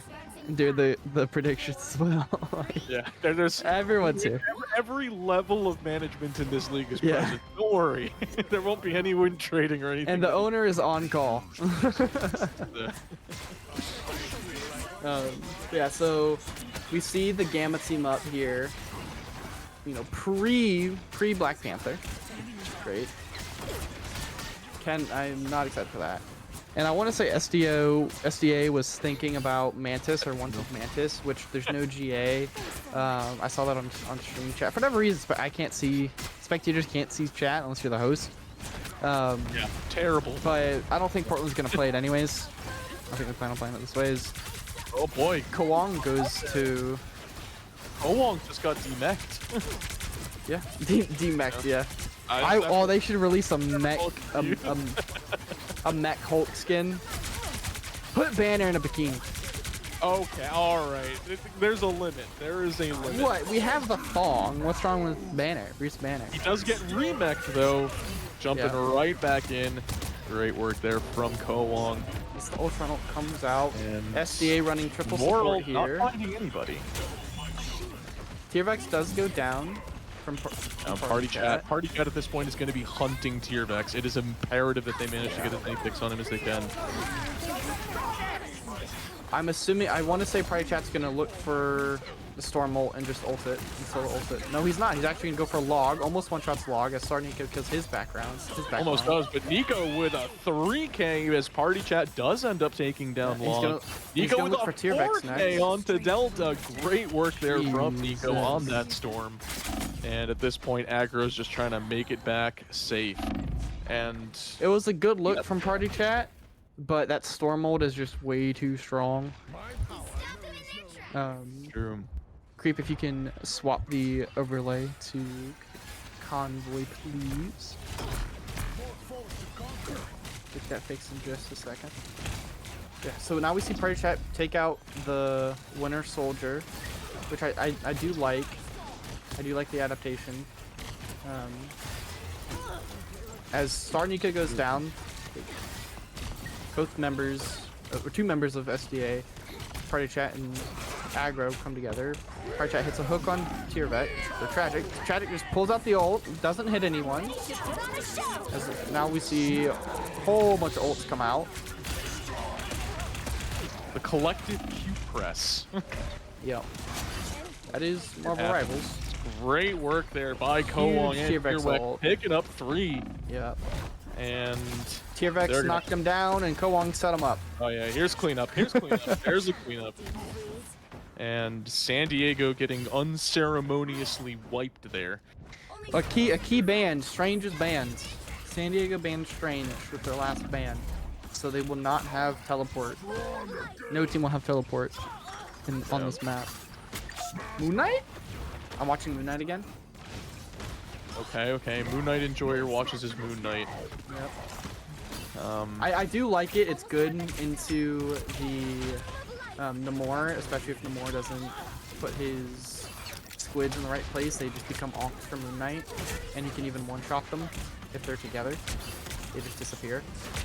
SD take my energy. It's just a matter of will it pan out? Will Portland play close enough? As Party Chat comes out, is there, but we're less than doesn't 50 get a reset. seconds left in this round. If SDA want this, they need to win this team fight. Here comes the Nico ult. I am ready to put on a show. Does get the Luna ult out. The Luna Log ult does out. go down. So does Cena. Oh, San Diego. Portland going down one by one, and there's no teleport. Will they be able to touch those? The question. I don't think so. They're not gonna play for it. No, All right, right there. We move. Cave is still on. Map 2 is still on. Map 2 is still on. I mean, it would still be on anyways, but. First half. Is what I meant. Still, yeah. Yeah, let's go SD. Who cares about SDA? Let's go SD. There you go. If you're gonna copy pasta, go ahead, do it. I encourage it. Just don't forget the A. No, of course not. Yeah, San Diego now still has 2 ults available, can combo them if they wish. Portland with 3 on their side with the Luna ult. Oh, Tiervex. Dominant in the more ult. Love to see it. Picks up the 3K as Kowong follows on in. And SDA are going to get absolutely trampled here on this. There's a white. Yeah, fantastic work coming out there. There's a reason we've been glazing Kowong. There's a reason. Yeah. But that was Tiervex. That was absolutely Tiervex with that ult entry on the Namor, picking up the 2K pretty much immediately, and you know, then just going through with it. Absolutely. Party Chat looking for a hook here. Doesn't get it. I heard an ult go somewhere. No idea where that went. But San Diego has a couple ults on their side, so does Portland. This is an incredibly rough choke to try to walk through. Oh, absolutely. And yeah, now they get Quasza goes down. Kowong just takes out Quasza. I mean, you don't. Party Chat comes out with Tiervex, or with the Winter Soldier, not Tiervex ult. Whoops. Here come the ults. Is that a damage boosted Storm ult? Is that what I just saw? Yes, it was. That's disgusting. And it ended up taking down Party Chat eventually. But we still As have more Casper ults. Got onto Tiervex. Trades Tiervex. are out. Kowong kills Quaza for a second time. Picks up the kill onto Casper. And, I mean, STA... Kowong with a double kill. struggling. Oh. Quad kill. Triple kill. That was a quad kill, you're right, with a kill to ults. Pentakill. Pentakill from Kowong. Oh my goodness. Oh goodness. 15 seconds left. They have to touch less than 15 seconds. Time is ticking down for San Diego here. If they don't manage to get back to this point and somehow manage to push through, Aggro pulls up they're gonna have a Captain tough America. Party Chat pulls up the Hella. Tiervex swaps Phoenix over the SDA's Namor. managed to make it through the choke. Well, they're on point now. Tiervex almost goes down. Trying to hold. Party Chat on a flank. Tiervex man marking him though. Does burn back to his team. Kowong does get demeched here. This Looking could to- be what they need. And Party Chat gets one. Party Chat does get a pick on Nico. Is still at just antagonizing this back line. The fact that Portland is still holding this is fantastic. Absolutely. Here comes Hella ult from Party Chat. Oh my goodness, Party Chat finds Wong is able to save one. with that hello. Great stuff there coming up from Party Chat. Kowong goes to It's- banner and goes down. Is that his What? first death? No, second death. Second death. Second. They did get wiped once. But here we go. I mean, at this point, San Diego they can secure this second point and extend themselves in this attack. But I mean, it's all going to be up to ults here. They have the ult economy. Are they going to be able to edge out over Portland? Kowong looking to get onto Party Chat here. Party Chat's bird gets stuck. Party Chat does go down. Moon Knight ult comes out, gets some decent damage in. SDA is able to take out Tragic. Now here come all the Ults ults. are being dropped on point here. Huge ults coming out. I mean, San Diego doesn't have any support ults. Neither does Portland. This Star Nico ult's going to be very big. Get folded here. They're going to get Gets folded. two. Portland's going to take That this. should be it. Triple. And that's looking for Aggro's a going to get quad. wiped here, and that's going to be a take for Portland, wrapping up San Diego's attack here. And But a good push. that was a fantastic push. That's approximately about half the map there. Yeah. So great work there from San Diego. 100% holdable. It's not as far as you'd like to push in a perfect world. You'd love to go all the way, but that's not a Obviously. bad job at all. That's 100% winnable there for San Diego. Portland, on the other hand, did such a fantastic job there between points A and B. Yeah. Oh yeah. Holding them in that choke, and Kowong jumping into the middle of the team on that Hulk, splitting them up, and then just trying to rail somebody on the back line before jumping back out. Massive, massive, massive for them to be able to do that in order to split the team up, divide, and just conquer whatever half that they have to deal with. I mean, it kept San Diego from walking through there Yeah. as a whole team for a while.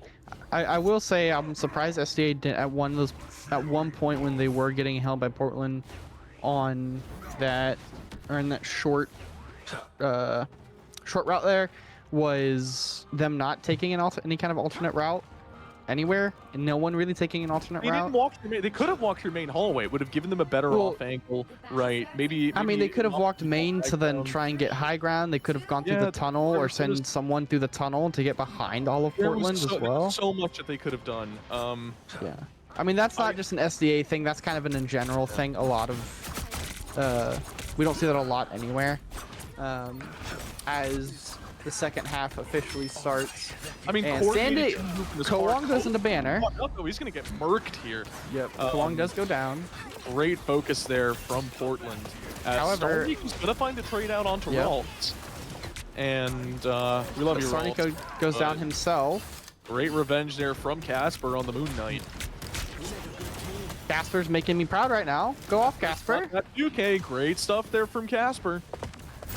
Come on, I want to see an ult combo. Go kill someone with the combo. Be funny. Do the funny thing. No memeing. No Sad. memeing. Well, that was not what I wanted to see, Casper, as he goes down. No. Casper getting shut No. down there by Kowong. Great work, though, right in the middle of the team. He yonked the pillar. Kowong- A little unfortunate. Hey, nobody's perfect. No, very true. As Kwong dives in, is Oh able my to goodness. take out Quaza. Trade And going out there. Oh, Portland. yeah, Great work mean- there. Kwong is just a problem for the backline of San Diego, and I think this is a big part of it is, SDA missing out on Kit Kat. And this isn't to discredit Ralts and Quaza, but Kit Kat was, again, pretty much unanimous first team strategist, right? And that's for a reason.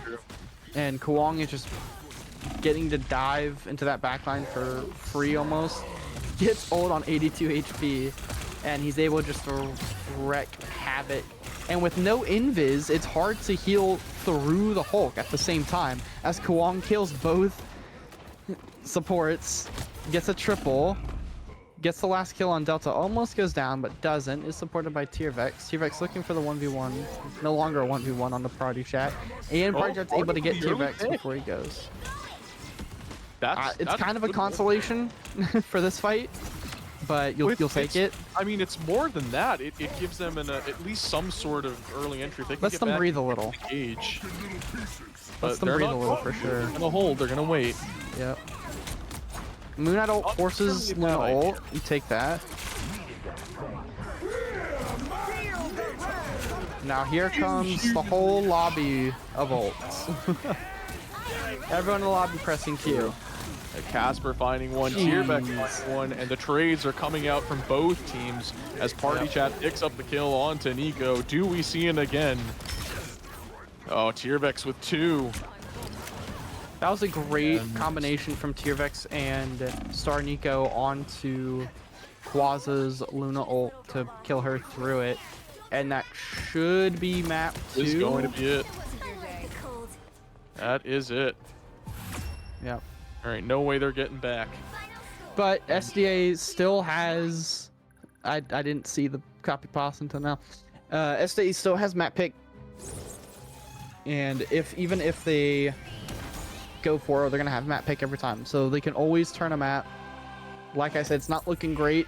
Kwong with another MVP. And I know who's looking like going to be series MVP at this moment in time if he can keep up this performance. I mean, This if is a he bit continues ridiculous. this, there's no question it's going to be Kowong, top of the list, finals MVP, and an absolutely triumphant return.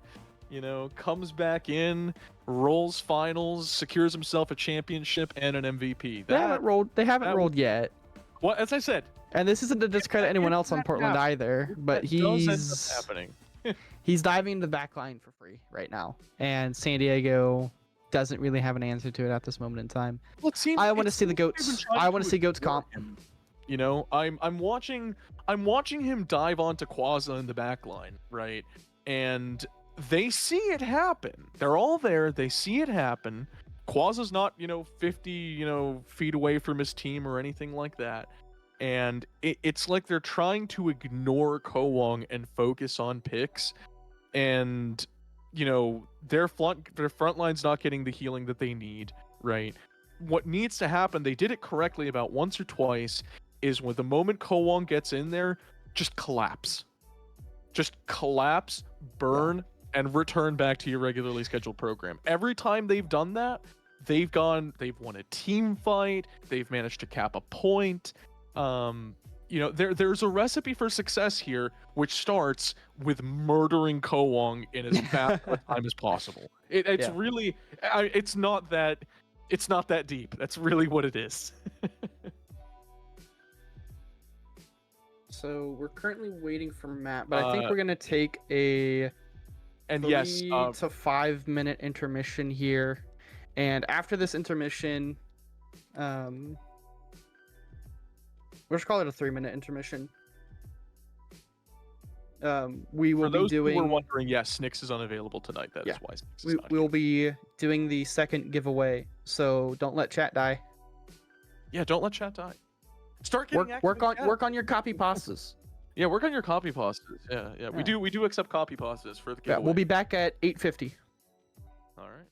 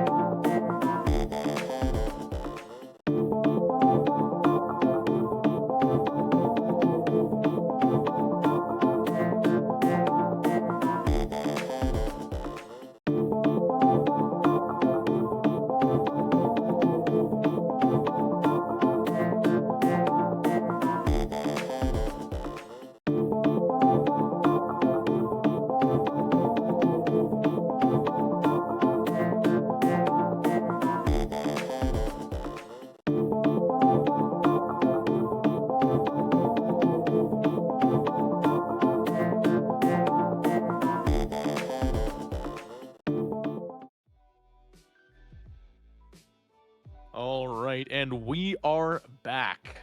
Back here with the United Rogue Marvel Rivals Season 1 Finals with the Portland Journey versus the San Diego Armada. Portland currently up 2-0, 2-0 in the series and maps. It is first to 4, best of 7. And we said that there would be a little something coming back, a little something for our loving and loyal viewers. And that is our second of 3 giveaways for the night. Of course, the prize being a skin of your choice in Marvel Rivals. If it's as long as it's currently available. Thank you very much for all of your donations to make that possible.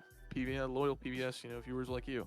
And with that, Kit, if you would be so kind as to run Drum our roll. drum roll, please. Oh, rigged. Oh, oh my Rigged. goodness. Oh. And we're gonna go ahead and keep it in-house, literally in-house here, as Creep manages to win it. Congratulations to Creepted, who is of course here in the boost with us currently broadcasting, and has of course just stolen that right out from under the noses of about 50 other freaking people in chat. Thank you very much. Yeah. Oh, there we go. Of course. And here comes Creep trying to moralize how she didn't somehow rig this in her favor. Unbelievable. Completely rigged from the start. Speaking of rigged, you guys should gamble. Channel points only. Our game 3 predictions are up. Choose who picks it, and of course, make sure to go ahead and send Creep an angrily worded letter. Yep. Uh, Real Yeah, quick, go can ahead. we the Addy real quick, and that'll mute casters real quick? Quick league ops.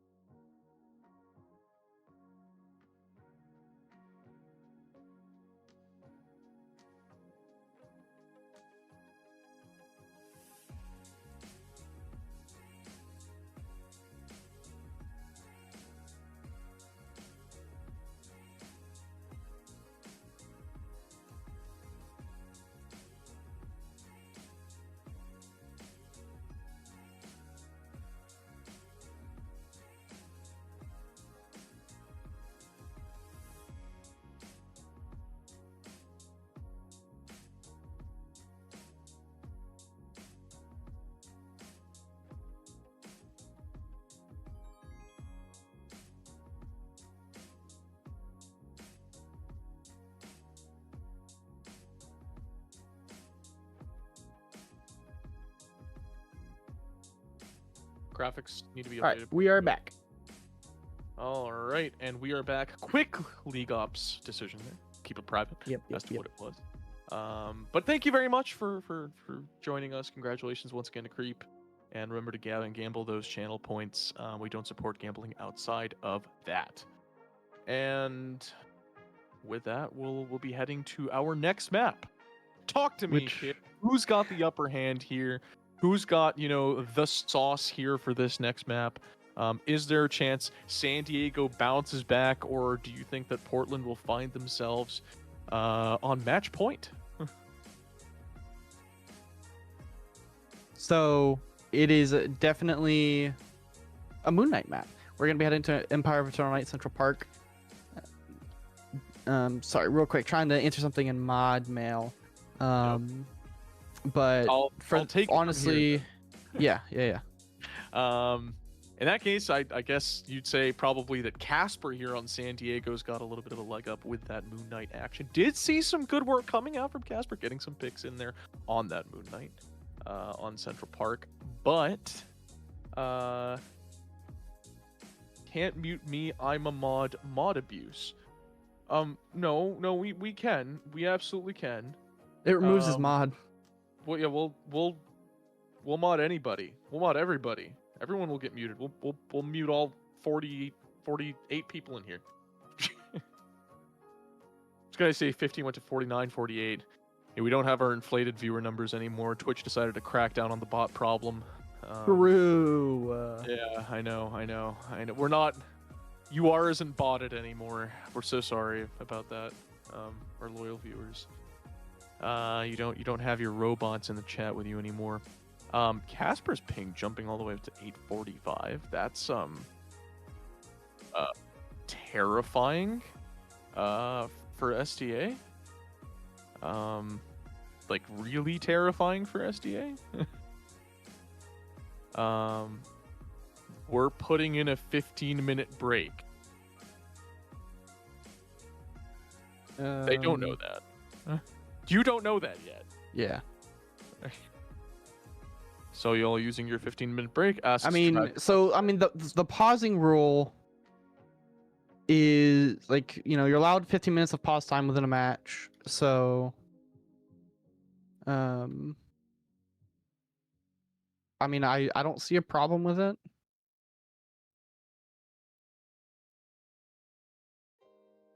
So yeah, we will go back.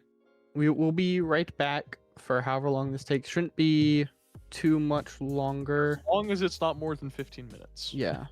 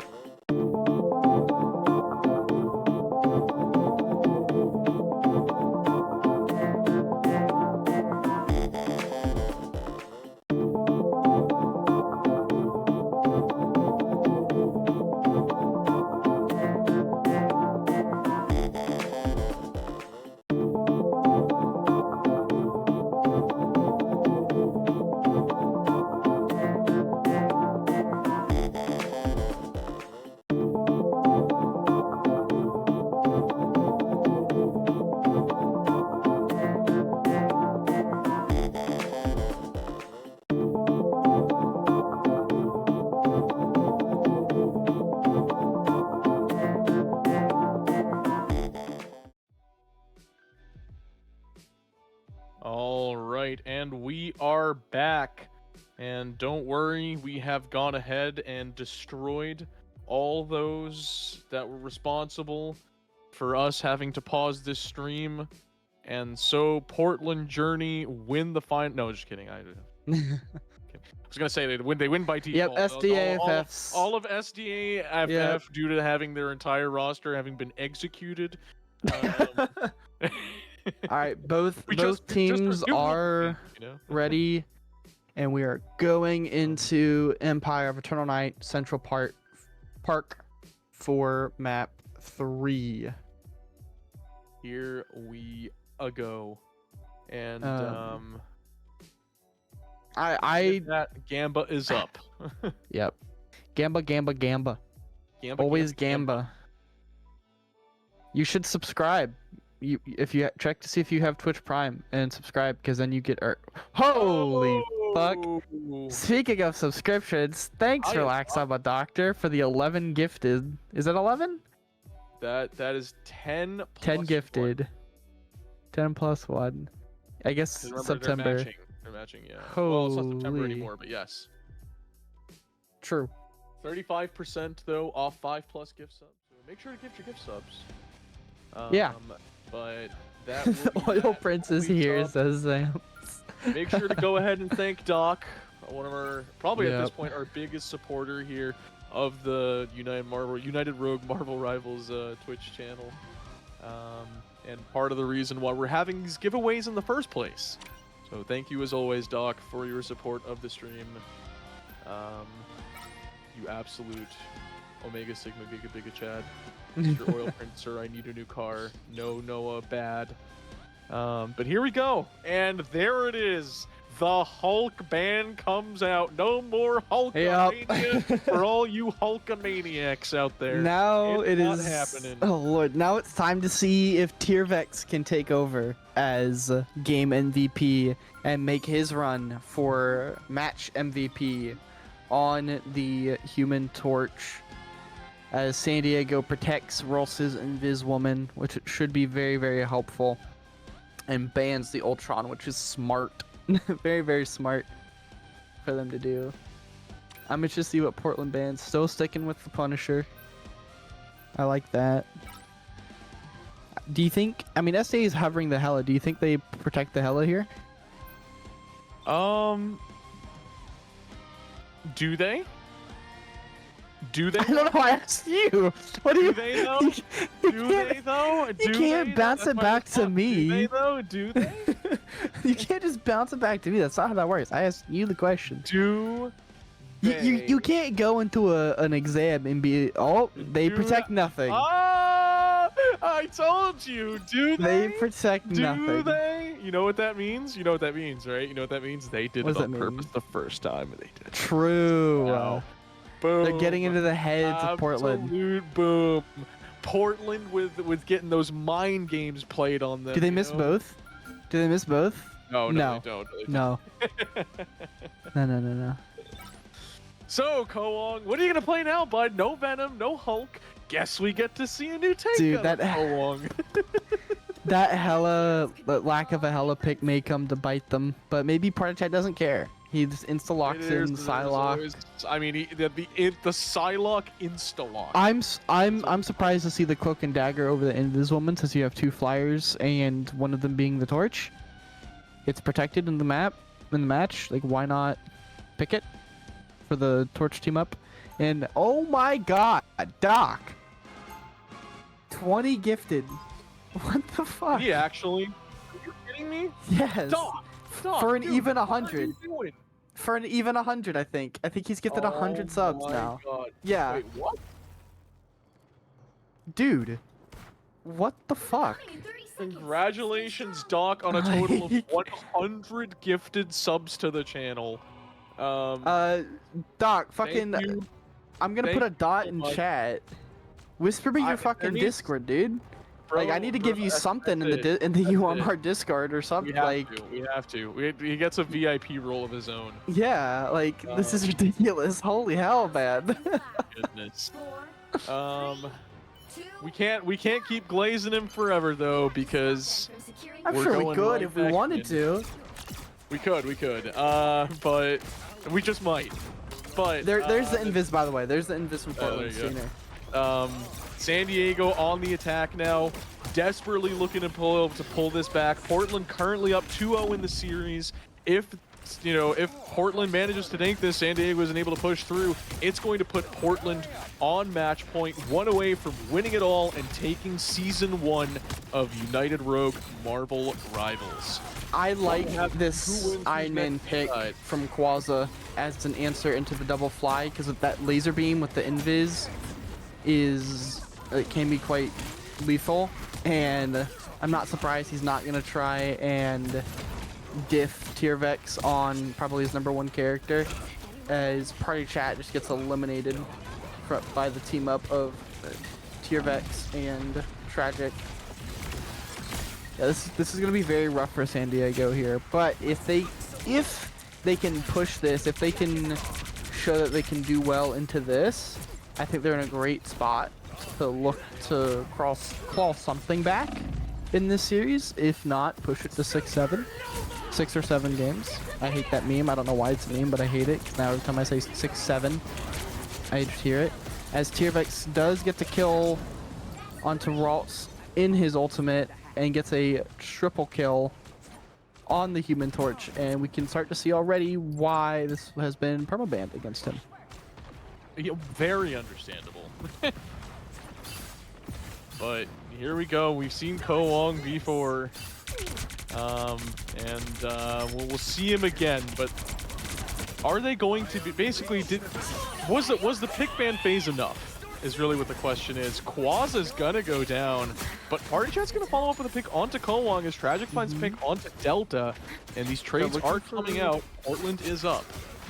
They get Tiervex as well. San Diego's low, but San Diego has spawn right behind them. Very So true. if anyone can reset quickly, it's going to be San Diego. They're a bit favored here. This is their time. They really need to push and use these ultimates now. Here comes the Iron Man ult. Doesn't get to hit up anyone. Ko Wong gets both supports from San Diego, though, with that Magneto ult. And that should be this fight. San Diego pressed a couple key buttons, isn't able to get anything for it. Meanwhile, Ko Wong presses 1 and gets 2. A little extra oomph. Arena's trying to go band for band with Knock. Gifted. Oh, I can't. I'm not gonna go this up there. Nah, go ahead. Go on. Try it. Love you guys. Love you guys. Oh, Lord. Leave me alone. Go on with the pick out onto Quaza. Yep. And We've got trouble. Here comes the aggro mag They're ult. He keeping it does get going on the here. Steiner. Put on a show. big picks coming out of San Diego there too. Finding out the second one onto Nico as Tiervex picks back onto Delta, taking out that cloak and dagger. Great work there on the torch. And I don't think they're going to be able to go ahead and push through here. Oh, I might have been Party wrong. Chat does get a kill onto Tiervex, No. They're solid but on they have no point here. supports. Party Chat has the ult. Oh my goodness, they're neck. Is it we get Star Nico with it? Low, but they're gonna come back. SDA with Looking the for spawn Steiner. diff. Ko Wong's gonna go down, Thanks for the boost. and San Diego are gonna start capping this. Yeah, but Tragic has Portal. Is he going to use it? He's looking for it, but it's way too late. Just going to Portal onto high ground to try and just be a nuisance to SDA here. Gonna be it though. Ready to do some damage. There walks the anthropomorphic something, the furry fox thing. See, that's secretly why I love this map. It has nothing to do with Moon Knight. It's because of the little creature. Of course, yeah. Appreciate that. Yeah, no, stream looks fine on our end, Bio. Maybe refresh yours, potentially. Skill issue, Bio. As Tiervex, Portland hasn't changed anything. San Diego, now they have Quazon Winter Soldier, they have Party Chat on the Phoenix. They're trying to make something work here. aggro on the Strange even. Preloading the ability to teleport, which could come to bite them if someone else from spawn can't do it and aggro's still up. As here we see some ults come through as Quasi gets a double kill. Triple kill. No. This is SCA's time to max push, get as much distance as they can. Push max. Push max. Mash book. Shut up. You talk, I've been yapping. I'm having a sip of water. All yap. San Diego here pushing up to the end of point B as Portland grouping up here to try and take one on. Almost getting picked there though. And Party Chat on the flank here looking for a pick is gonna get found out though. And here come our ults. If I seen a damage boosted storm ult, oh it's filthy, it's disgusting, I hate it, it's criminal. Triple kill for Star Nico. A little bit of overkill. And yeah, this is exactly what I was talking about. Aggro's the last to die. They can't teleport. If Aggro wasn't on Strange, Quaz is teleporting already on Strange.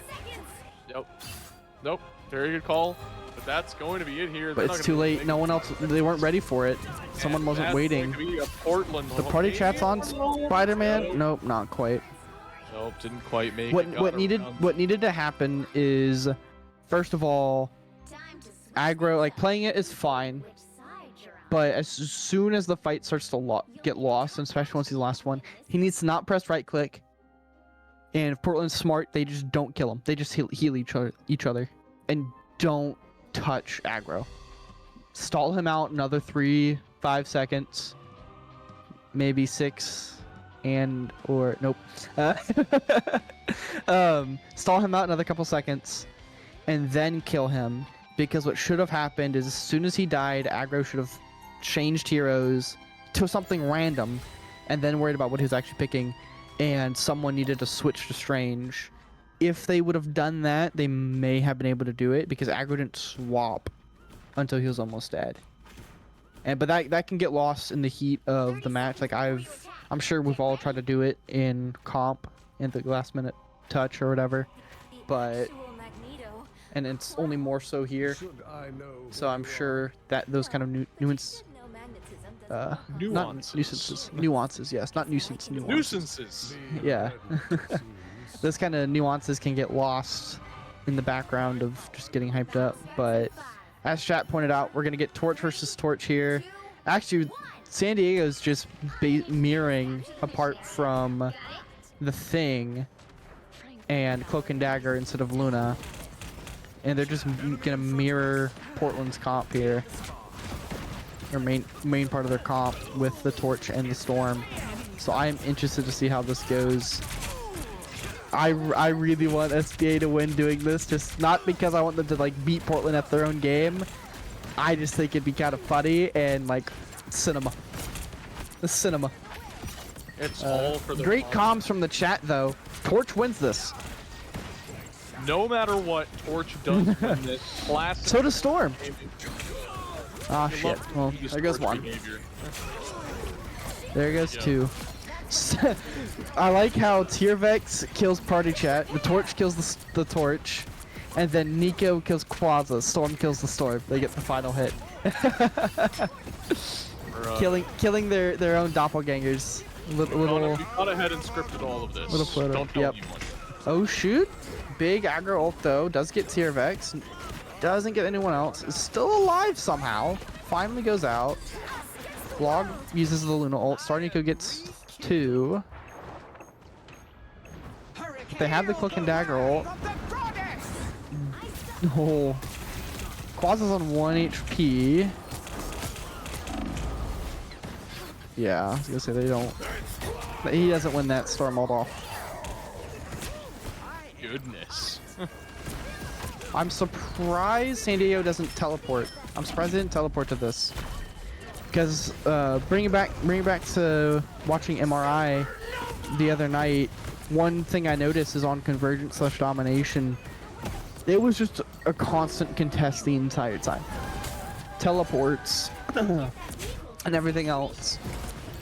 The entire time, more so domination, but there was literally not a single moment it wasn't being contested. Convergence is a little bit different, however. But yeah, I would like SDA to be a little bit more aggressive here. Not because this is do or die yet, but it's getting there. it's It's most definitely getting there. you know, they're gonna have to hold out for 4 minutes here, plus overtime. That's gonna be very difficult, regardless of your opponent. You'll find yourself sitting on. Yeah. Oh my goodness. Quaza now goes to the Moon Knight. Go on, Do they not shut know Moon Knight sucks versus Flyers? Moon Knight's the best character in the game. What do you mean? I know a guy who told me that once. But trades do come out. It wasn't me. For clarification, it wasn't me. Yeah. I don't know about all that. I don't know about all that. Yeah, and I hate the Moon Knight pick here. It's just, it's not good into anything here, right? Like, you have Invis Shield. Invis is one of the supports that can be a little bit harder to kill with the Ankh combo because she has that jump, get away ability. But then you have double shield tank and then double flyers. Yeah, it's a Moon Knight map, but it's not a good Moon Knight comp. As T-Rex gets a double, doesn't go down, gets a triple. Fantastic quadra? No, not yet. Oh, there it is. There you Fantastic go. for quad. Fantastic. Yeah. 2, 1. And And that will is be good. it for Portland map putting 3. themselves onto Match match point. point here. And it's going to be 3-0 here in maps in favor of the Portland Journey. And now we find out, do they put San Diego to sleep? Well, maybe not forever, but for the rest of this season. Yep. Because at this point, we're out of break time. We're out of everything. Yep. I mean, you get your standard 5-minute intermissions between each game, between each map. But That's it. that's it. After this 5-minute intermission is over, I'm assuming they'll probably try to take as much of it as they can. Either San Diego manages to dig deep and pull out and somehow get themselves into this series, and I'm not going to say back into this series because they're not on the board just yet, right? But, you know, if they don't, Portland is going to clean sweep the first ever finals that we have here officially right here in season 1. I hope that map 4 is not going to turn into a competition for series MVP between Ko Wong and T-Rex. And what I mean by that is I hope it is not just a wash and Portland gets to do whatever they want and these two just get to play. Boy. But we do have the URMR first team strategist Serenity Kit Kat now in the lobby, who I believe will be playing for Quaza. Or should be playing for Quaza. Now. So we shall see. Obviously, you know, SDA paused to try and get Kit Kat in before that map, before map 3, but she was unable to get in time. So we'll see if SDA get map 4 right here. Oh boy. Oh boy, we might have a series.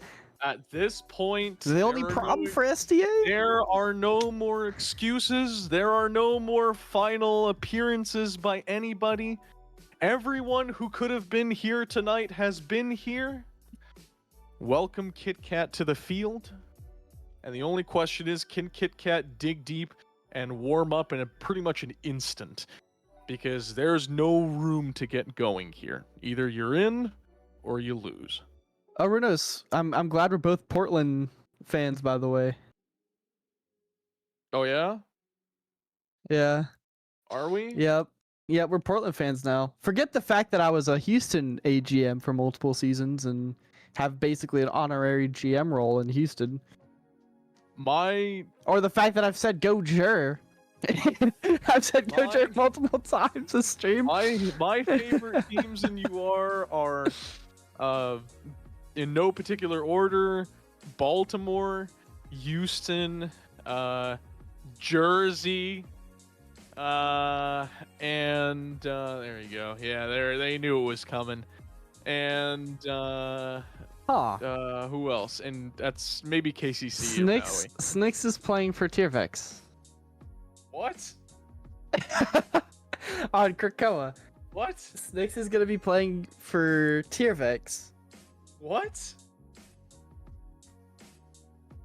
We're going to Hellfire Is this a Gala, meme? Krakoa. Is this a joke?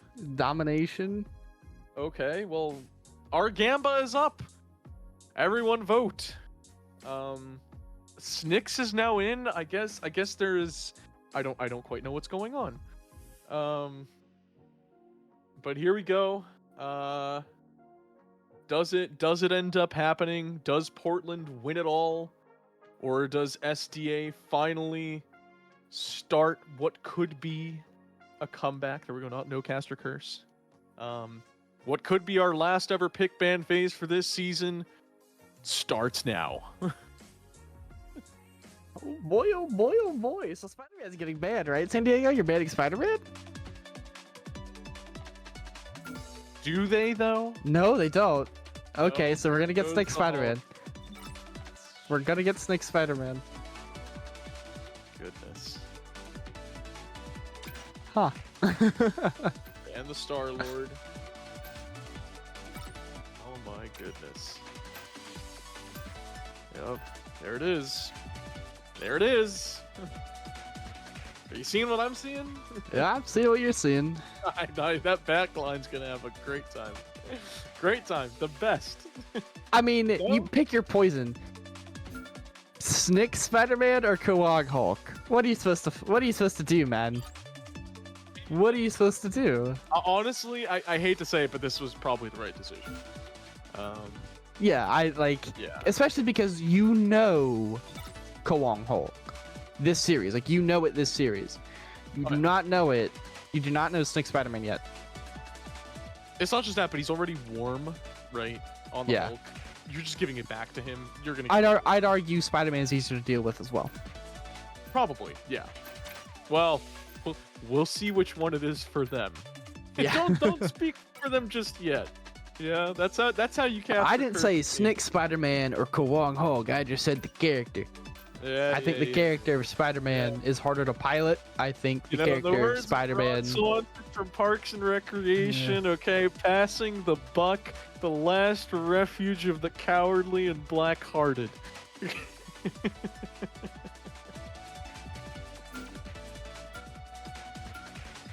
You've been hearing about Kawang Hulk because Hulk has been banned in 3 of these 4 maps, and the one map it wasn't. Not only did he MVP on it, he was single-handedly killing SDA backline multiple times. You can ask, if you'd like to hear about Kawang Hulk, go talk to Quaza. I'm sure Quasi can give you Better the yet, rundown don't. on how much he hates Better it. Yeah. yet, don't. Yep, he'll get himself banned. Hero. I'm not judging. But Alright. here we go. Here Triple we support. go. Spider-Man, Venom. This San is, Diego does get the hell of this time around. Do we get the story for the ages or no? What do you think? I hope. I want No, SDA to win this You're game. not the only one. Even though we're Portland fans, apparently. I want Apparently SDA we're to win. Portland fans. Yeah. As I said, I want 7. None of my favorite teams, as far as like actual favorite franchises in UR, is even in these finals. So, some of them aren't even in Marvel Rivals. No, not at all. 30 seconds before you attack. Get ready. I want this shit to go to 7, but You gotta That's- remember, unlike Kit, I don't even play this game. I cast your Yeah. guys' games. I haven't played Marvel Rivals since release. Before that, I hadn't That's played true. since beta. That's true. I played both of the betas. How about that? You know this. So we have triple support. Oh my God, we have goats. We have San Diego goats. Oh no! Oh no! Here we go. Here it is. I don't know why they've waited so long to do it. I'd argue triple support is better when your supports are weaker rather than stronger, because you have a little bit more of a buffer and just more blanket heals. But I don't know. We'll see. Oh my God, Kit Kat just shit on Snicks. Welcome to the series, Snicks. Say hello to Kit Kat. Good morning. Good morning, Snicks. Rise and shine, bud. Rise to shine and go right back to bed. What a freeze from Kit Kat just to shut that shit down immediately. I'll already interrupt for back just in a the sec. fight. Baker, I got a key directly from the head of the studio for Marvel Rivals personally on Discord. All right, we get it, Nepo baby. Yeah, there you go. He used to be really active in the Marvel Rivals Discord, so. Despite that pick onto Snicks, SDA has not gotten the cap, and Snicks pulls part or aggro all the way off point. Oh, not if Star Nico continues that though. Oh my goodness, Portland's gonna Snicks dominate. now gets Kit Kat on the goes second time down. around.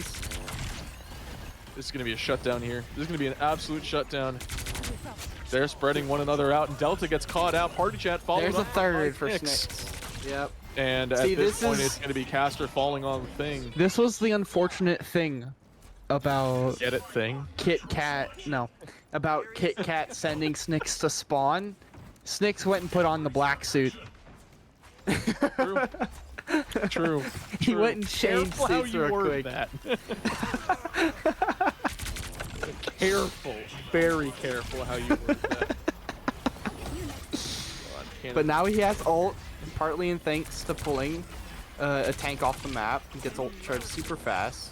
Probably looking for it. Yep, here it is. 1, 2. Any more? Does get grabbed now, but I think that's, you know, this fight done and over with. 2 ults, I think. That's all it was. It was Spider-Man ult and Strange ult there. That fight was over. Oh, where? I don't know if he meant to say like we are Kit Kat Glazer now, or sus, or what. Well, yeah, she has Kit in her name. I have to. I'm Kitsune. I have to. I'm obligated. I don't have to, and so I'm not. Yeah. But you know.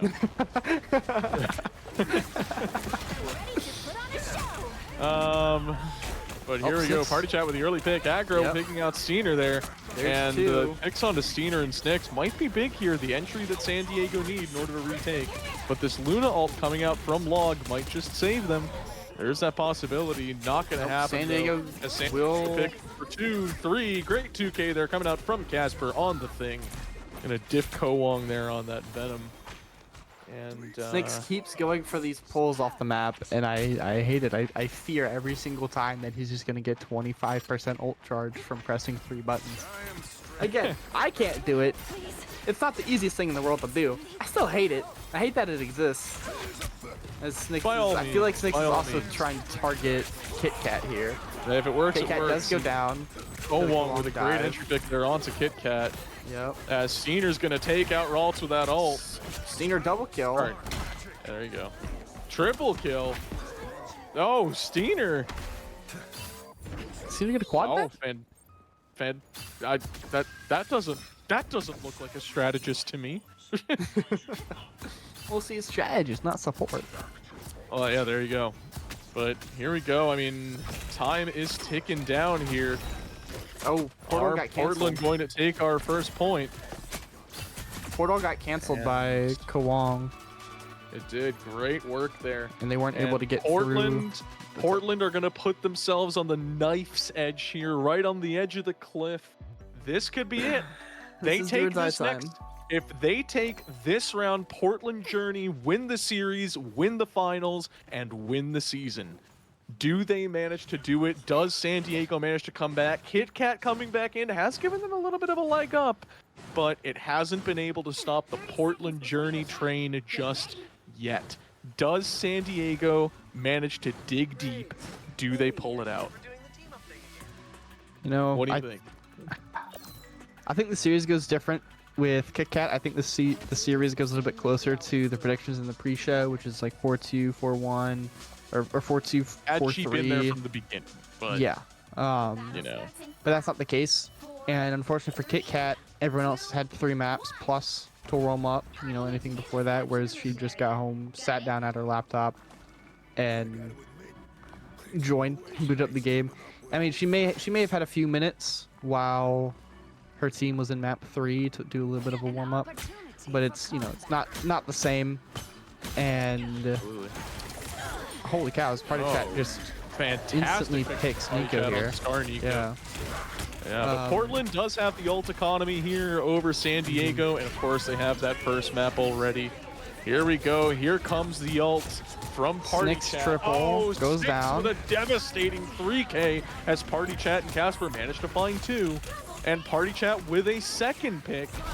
It's going to even it up for them, and we are now fighting on equal footing. Are they going to be able to finish this up? Kowong does go down, and SDA are probably almost certainly going to take this first point here.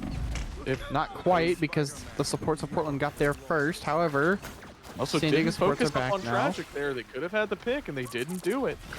They're gonna start the cap here, and San Diego cap point. Kit Kat Jeff.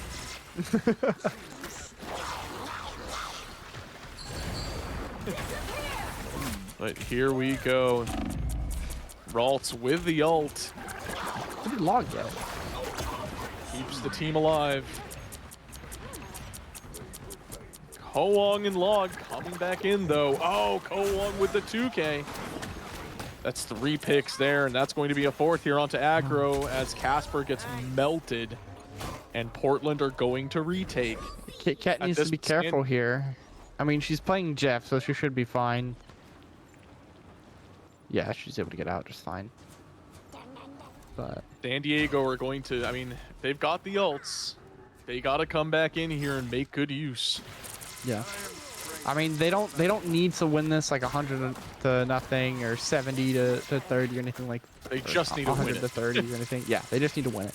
If you're SDA, go to overtime every single time. You know, like decent. Just win, right? As long as you win, you're happy. As Snicks just Nix one with shot. an early pick Kit onto Kat Kit here. Kat assassinates that poor Jeff. As much as I like seeing Jeffs get murdered, it doesn't feel great Aggro knowing. gets shut down mid ult by Steiner, who takes down a 3rd. Great work there coming out from Steiner, and a 4th there from Steiner. Yeah. Fantastic work coming out from Steiner on that cloak and dagger. And I mean, Portland are over 50% at this point. They're edging closer and closer to that total victory. What I Do was they saying before manage that popped off right now, that fight popped off. As much as I like seeing Jeffs get bullied, because I hate that character, annoying, the most annoying character in the Yeah, you're game done. to You me. suck. Okay, Moon Knight sucks. Worst character in the game. Okay, buddy. I don't want season to end. I don't want it to be this to be it for SDA. But No, they may well be. As Snicks goes in and presses Q, only gets Snicks takes out one. another support. Oh, big ult. Looking for more. Manages to take out Nico. And Tragic's going to answer back with a pick onto Ralts. Here comes the Jeff ult for San Diego. Spider-Man going in. They are able to Trading kill. back and forth. kill the Trading Jeff. back and forth. Overtime, though, for Portland.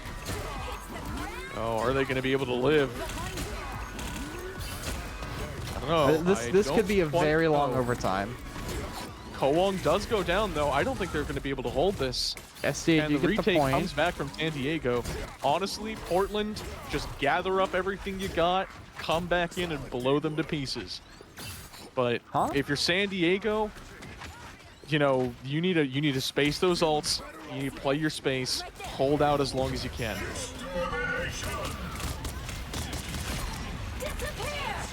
Starnico gets a with pick the here at early the pick start. with Delta. It's a second fight. Delta's got an early pick in. Last time, oh, huge! Oh my goodness. SA tries to blow up Log here, but not able to. I mean, Log's not even looking to kill them. He's just getting them out of the fight, making this a 4 versus 2, or 6 versus 4 rather. Trades coming Two out. down below.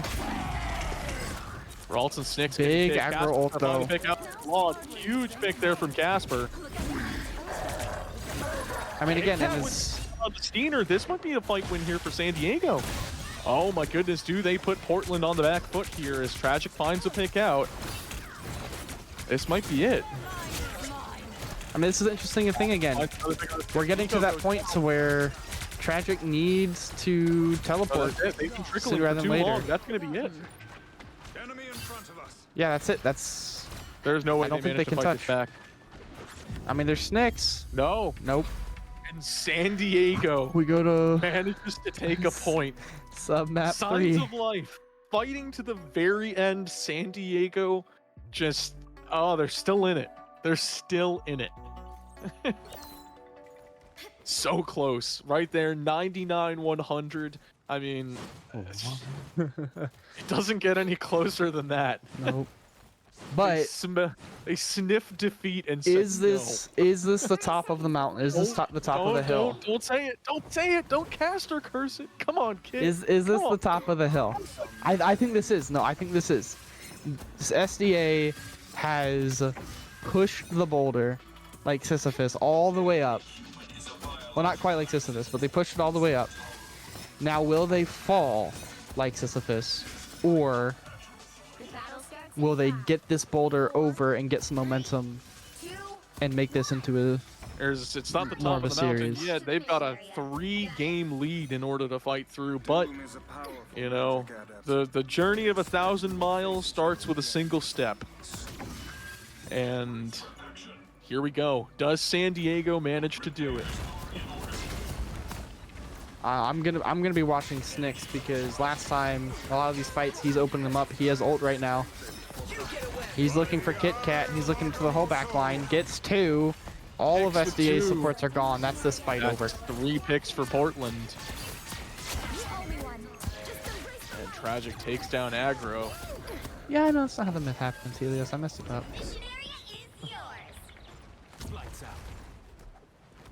I think we can. I think we can. I think we can. For those of us in the production booth, we don't vote for any one team or anything like that. We try not. We to vote for cast our 7. votes. Yeah, we do. We vote for 7. stories. We always want the story. We want the long match, the barn burner. You know, we want the. I mean, I hope maps get drawn so we can see 9. See 9 maps Okay. get played. See 9 Um, games. Get down.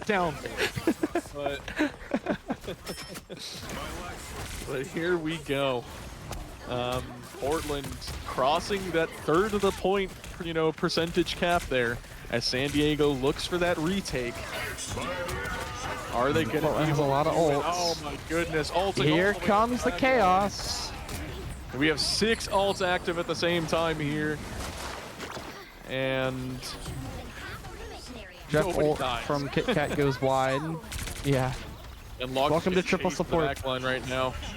SDA's tanks on point, almost to go down, but their supports are SDA able is to going to live bring through them back this, up. and they're 6 is going to 1, start 6 goes down. finding There's picks. 2.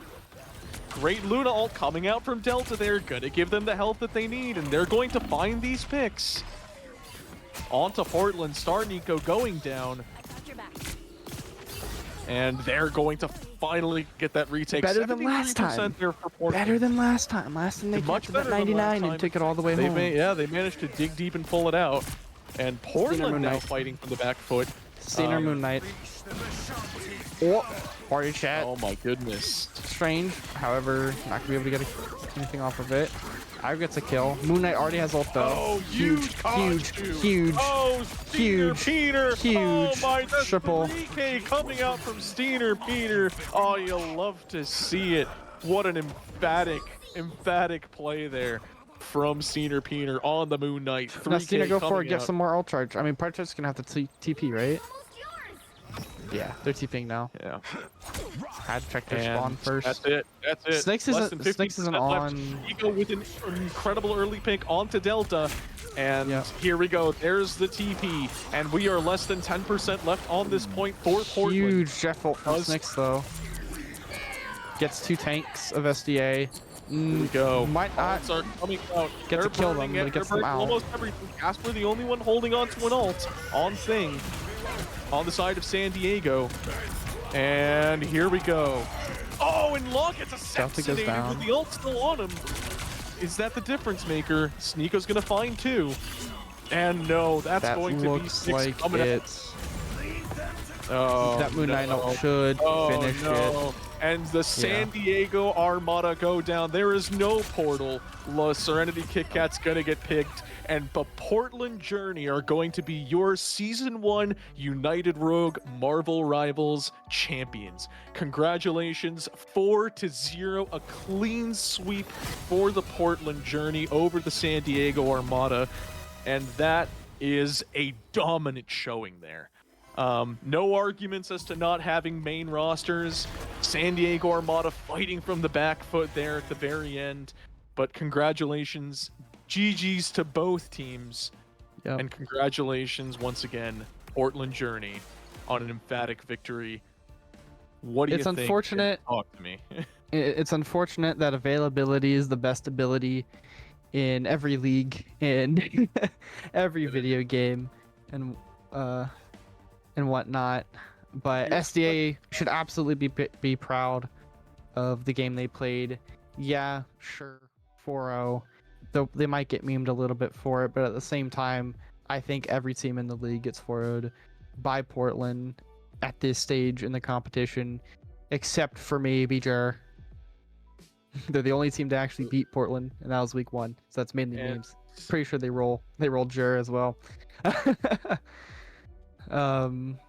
But yeah, I mean, great showing here for finals.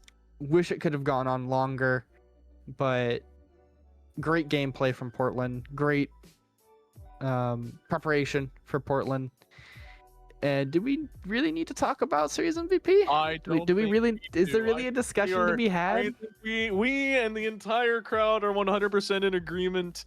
Let's go ahead, say it. Series, our first ever finals, season 1 finals series MVP goes to Portland's Kowong, returning out of nothing. What a triumphant and dominant return. Kowal, you'll love to see it. Incredible performance on multiple characters. Me being a Venom fan, you know, a little bit biased here, but you know, you gotta love it. Fantastic games, multiple MVPs in multiple games, just dominant showing throughout.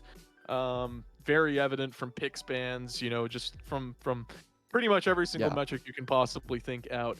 But with that, we've got our MVP, we've got our champions, and one last thing left is our giveaway. Our last, third, and final giveaway for tonight.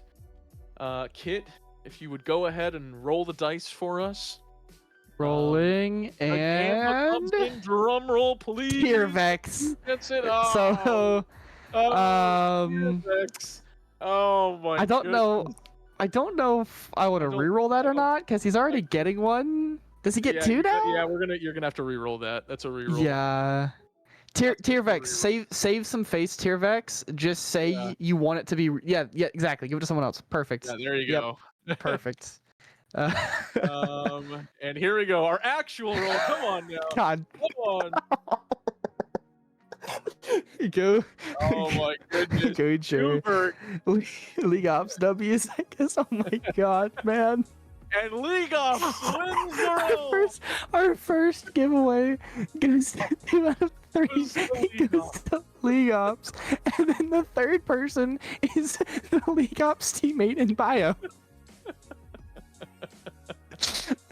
Oh my god. We Go. swear this was true. We Go, swear. Jer.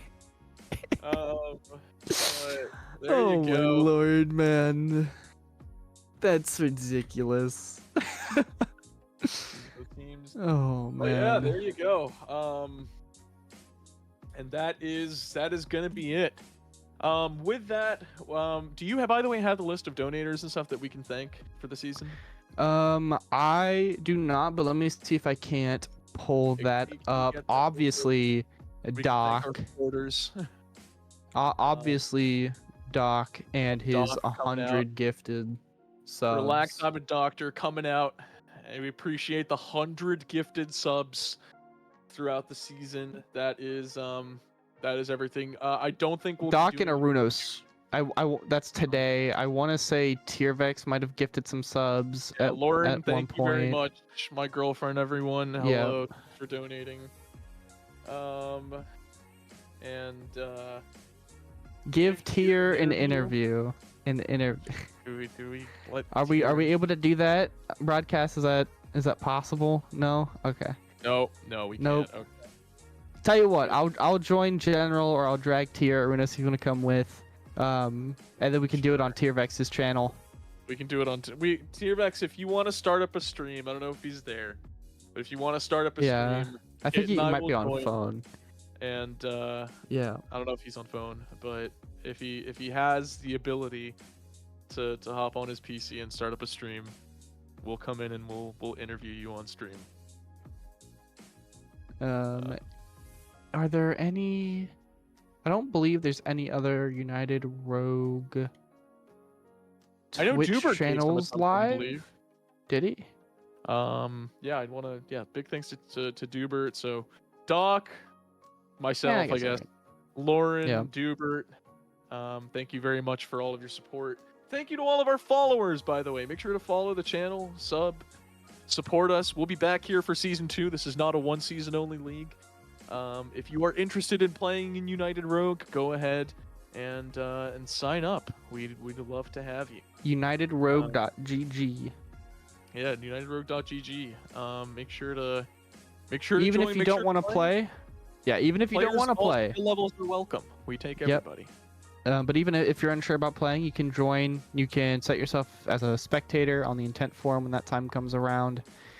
And you can just join the community. We have 12 mans. We have frickin' 12 mans lockdown protocols, now Rainbow Six Siege. And We're gonna have we do a lot of Battlefield stuff in 6 here coming general. soon. Yep, Got a Battlefield lot- 6. I'm sure that'll a lot of start at things some coming. point. Yep, Counter-Strike, Battlefield 6, lots of stuff. But with that, we'll be entering No our time. off-season. Yeah. No time on season 2 currently. Probably not until Marvel Rivals season 5.5. Probably maybe even season 6. We're unsure. It's not going to be season 4 or 4.5. Yeah, no. Probably not season 5. If I had to have a guess, probably January, February, we'll start up again. But Give you guys a bit of time to that's breathe. matches. That's when matches. Yeah, that's when matches will start ideally. T-Rex went live. All right. And then We'll be, for those of you who would player like signings to, else will be behind yeah. there. For those of But you yeah, who would we like could to just raid join- Tiervex. Yeah, we'll raid Tiervex and we're gonna go ahead and interview the captain, the winner here of the team of the Portland Let Journey. me- Congratulations to both. The San Diego Armada having played fantastic. There were absolutely moments, the Kit Kat return there at the end with those opening picks. Absolutely fantastic work. But Portland showing the dominance here in the No end. draft.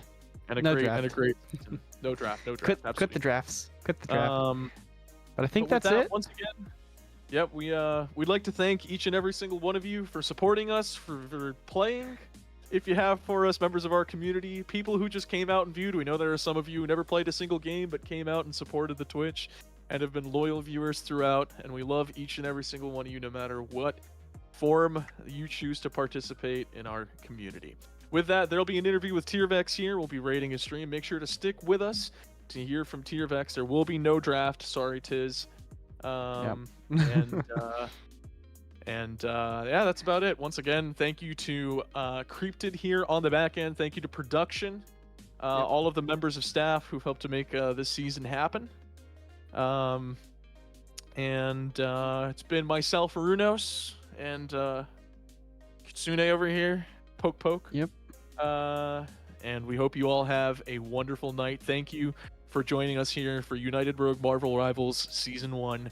Have a wonderful night, and we'll see you here on Tier Vex's stream in just a moment.